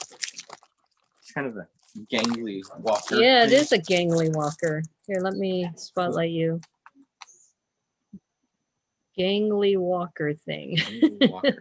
And then this little guy There's that spotlight for everybody. Okay. that's built is supposed to fit in here. Yep, there it goes. Okay, so you can fit the minifig or / brick built fig in there. Yeah. Okay. So we will qualify it as a mech because I was kind of disappointed that it didn't have a minifig included, But you can and certainly it fit called one. it a mech. Yeah, exactly. And there's a lot of parts left over after this build too. Mm-hmm. So, I think Hooded See One my had tray. another comment about the manufacturing sites. mhm. Let's see. You wrote whole sites about the difference. Oh, Oh, okay. okay. Yeah, we'll have to search I'm online. for that. sure we can find plenty to educate ourselves on the difference between dragons and wyverns.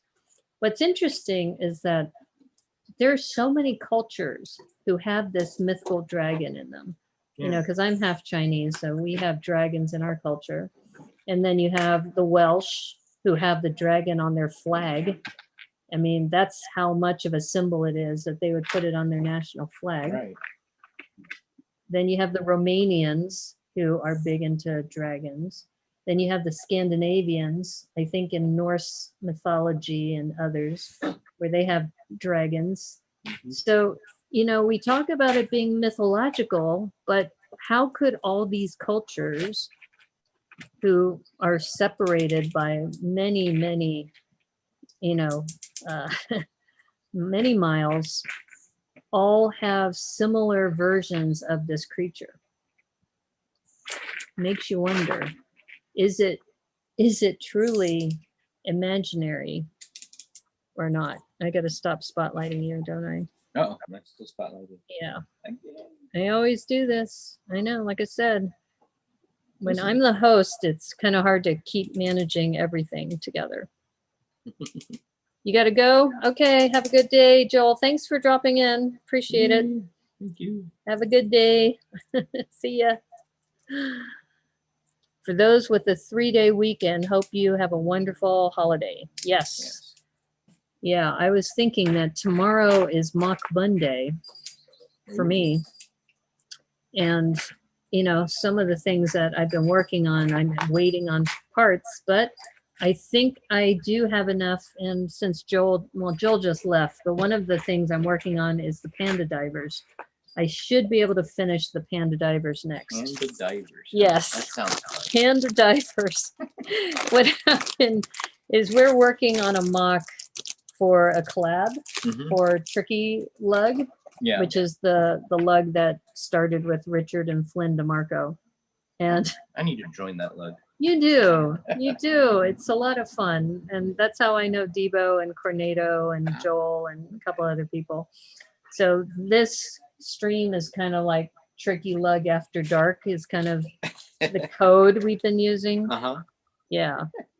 Yeah, we've Nice. been, and Hooded One is also a member of Tricky Lug. But yeah, so we've been working on this collab called Let's Go Camping. And when I was streaming, I wanted to have this panda camp. So I called it Pandemonium, right?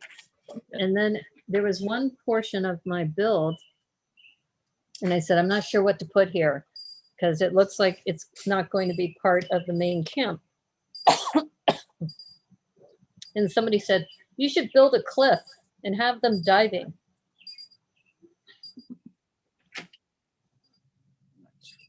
So that's how that started. Excuse me. Hope that's allergies. I had to take a ton of medicine this morning. I woke up just all congested and Mm-hmm. hardly could breathe. And, Oh, wow. Because took of all the pollen? oh, yeah. So I took my Allegra and Sudafed. And Wow. it worked, though. After I had a sneezing fit, I was fine.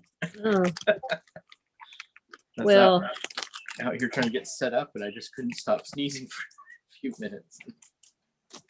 Like, yeah. Well, I've told people that I'm allergic to cats. You don't have Ah. cats here, do you? I do, but they're inside. So Ah, okay. I'll keep them there. Yeah.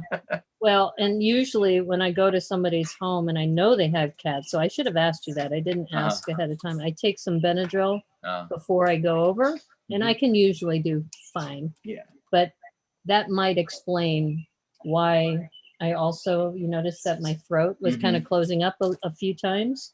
and I kept, drinking more. Yeah. That might explain it too. Not to mention all the flowers on the porch too. Yeah, I've been, I've been to several, like sometimes when we were allowed to go to parties, when I would be invited to a party, and then I found out there was a cat there, but I didn't know ahead of time.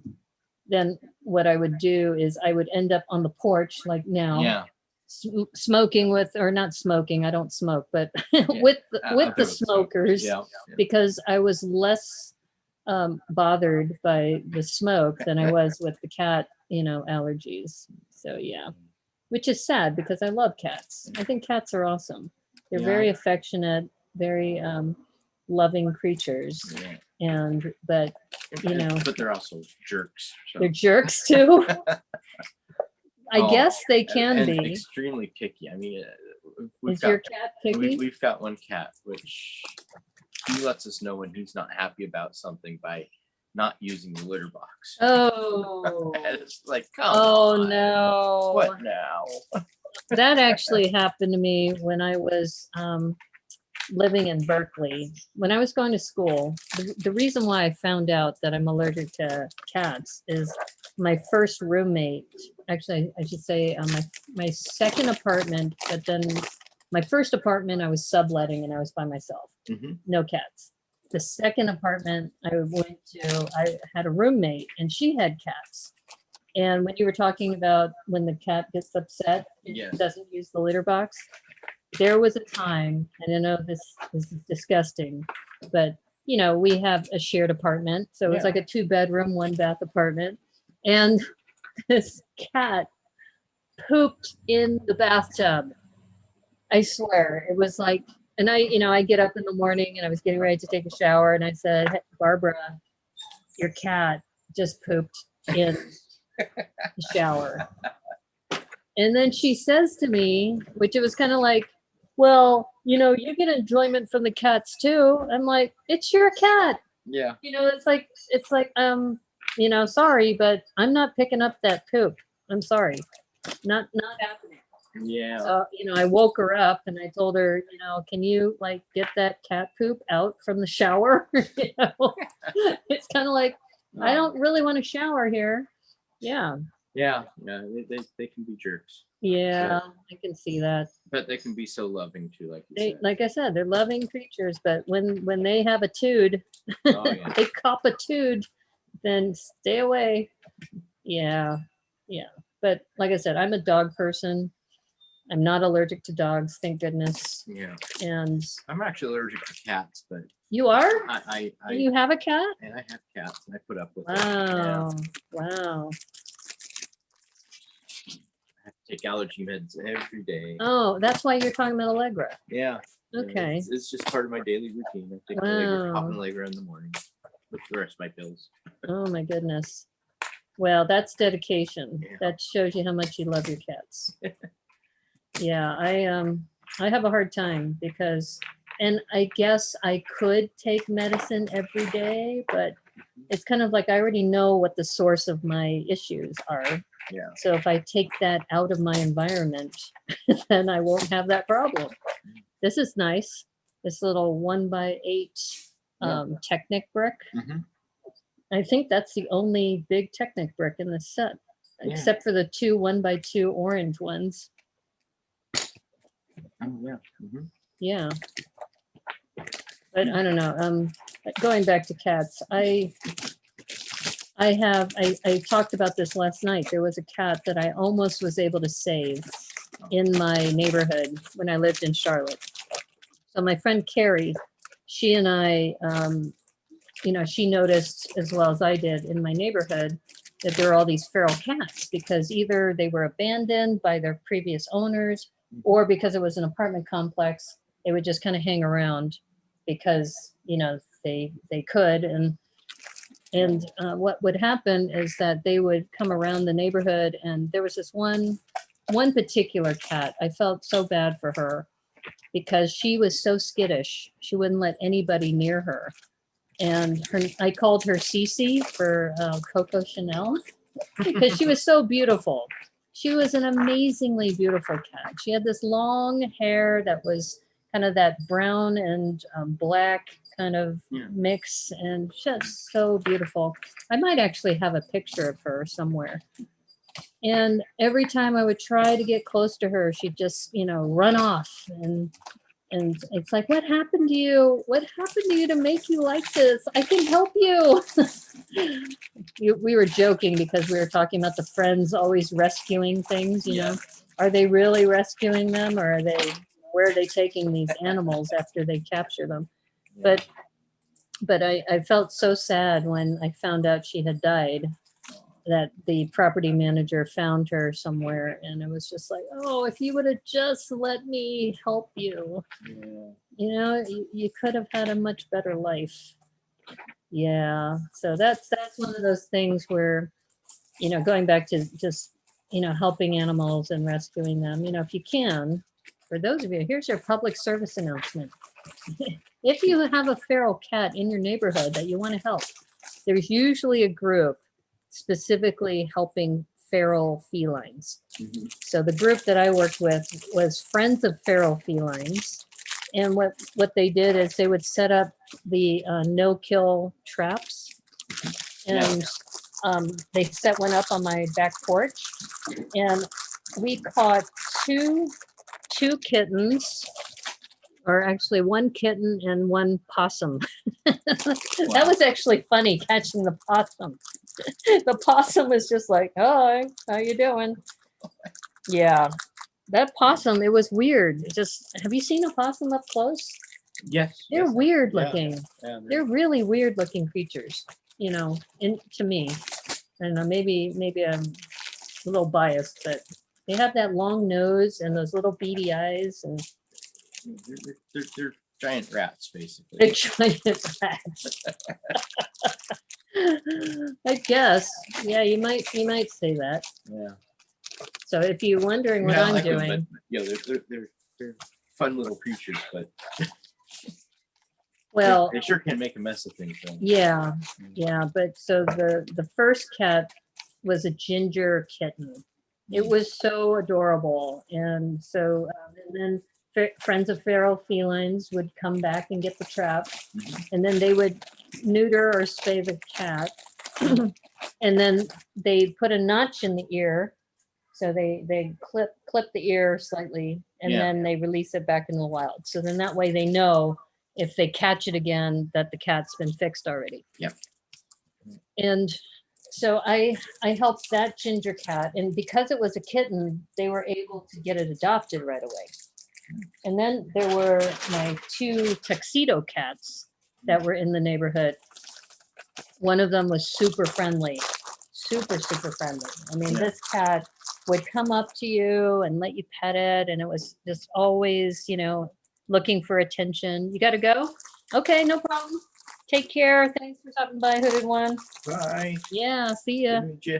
Yeah, we'll be wrapping up soon. Yeah. So for those of you wondering, I just put a lot of this into bags. So then that way I can take this back with me. In fact, I'm going to probably have you recycle this Okay, that's fine. because I'm not going to save this box. Okay. But yeah. In fact, I could put my down camera off. Let me do that since I'm not really doing anything anymore with this. So anyway, going back to the cat, is this cat, the second set of cats, one of them was a big tuxedo cat, and the other one was a little tuxedo cat. So I think I named one of them Boomer because it was short for boomerang. Yeah. Because he always came back, all the time. It's like, Yeah. I always saw him all the time. So I called him Boomer. And the other one we called Baby Boomer because it was the littlest of the two cats. Yeah, so Boomer and Baby Boomer. And my friend Carrie and I were able to save both of them, and they both got adopted. So that's my success story with cats. And Cece, unfortunately, wouldn't let me catch her, and she didn't make it, which is really sad because it's just like, trust us, we're good people, we can help you. Okay, my friends. So I have here This is the number 2 model for the Creator 3-in-1. Very cute, little, you know, rambling looking thing. And then Eric. It actually reminds me a bit of the Takikomas, Fujikomas. This that we're one? talking This about. reminds you of the Fujikomas? Yeah, a bit. Yeah. Oh, okay. It's got a lot of the same kind of features. Yeah. Sort of. And then Eric has in his down camera. Yeah. He has the 3rd model, and he worked on the 1st model. So for those of you who want to rewind, you can see the 1st model too. Yeah. And yeah, so overall, I think a successful.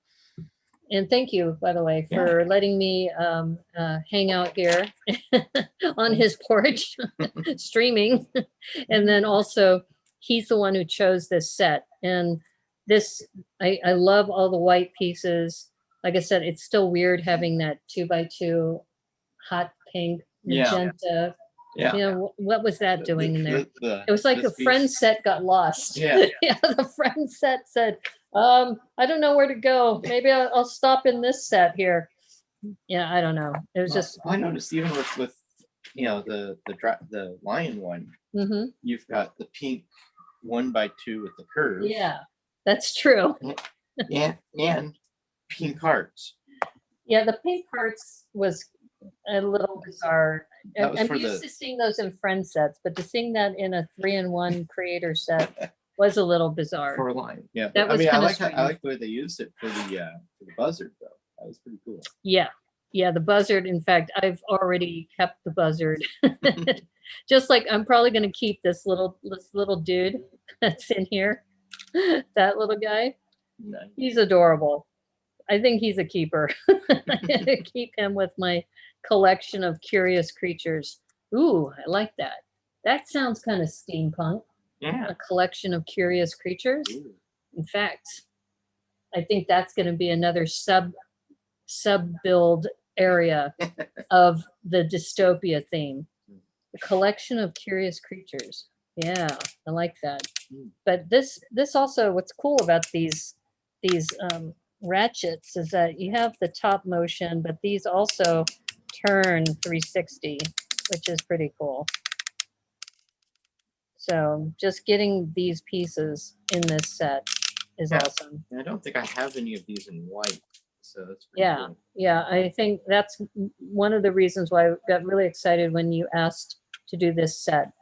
Is that lots of white pieces. You got the Palisades, you've got these clips with the 1x1s, you got all of that. So yeah, very, very cool. I'm gonna have to take it and see what else I can build with it. Oh, do a rebrick. Do a rebrick on it. Do a rebrick of this and put it on Rebrickable. Yeah. Yeah. Well, there's a lot of possibility in this thing. definitely. Well, thank you, Eric, Yeah. again for hanging out with me and hosting another It was fun. Brickanista on the Move episode. And I'm gonna put your down camera into the waiting room, Okay. back into the waiting room with you. Anyway, All right. thanks everybody for hanging out with me and with Eric Wilkinson. Thank you again, Eric. How would people find you again if they wanted to? It's like Fuji Yeah, on Tomas, Instagram, right? It's the Fujikoma. Fujikomas. Yeah, so Fujikoma on Instagram. I will put it in the description later. And And then I've got my new Twitch channel. which I'm oh, starting up. that's right, his Twitch channel. When are you streaming? on the I Twitch don't know, channel. whenever I can. Usually it's very Let me late. see if I can do it this way so that you can be in the shot Oh, too. okay. Yeah. That kind of works. Let me see if I can set this down. Oops, hold up. So the Fujikoma had been my Twitch name. And I Mhm. just changed it to Brick Brain TV. Brick Brain TV. Brick Brain TV. Okay, so we've got Brick Brain TV. I'm going to adjust my chair here. There we go. Yeah. That works. Move if you can move your gooseneck out a little. Yeah, there you go. Yeah. Okay, so another successful Brickanista on the Move episode. Thank you to my host, Eric Wilkinson. Check him out on Twitch and also Brick Brain, right? Did you say Brick Brain? Yeah, Brick Brain TV is for Twitch. Brick Brain TV, one word, right? All one. Yeah. Brick Brain TV on Twitch and then Fuji Coma on Instagram. I'll probably change that later because I want to keep my Lego and art separate. So Right. I'll probably do Brick Brain on Instagram as well Uh-huh. at some point.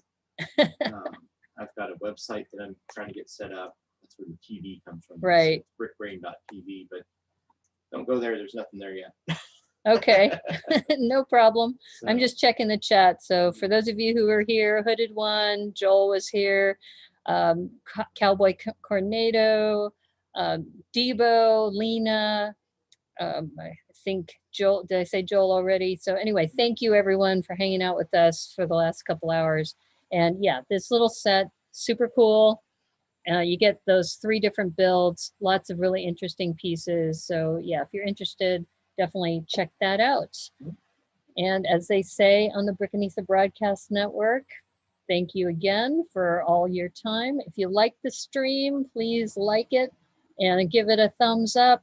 If you're not subscribed already, you can subscribe and help build the channel as well. And as they say on the Brickanista Broadcast Network, may the clutch be with you. And thanks everybody. As the car goes by. It's live, you know, it's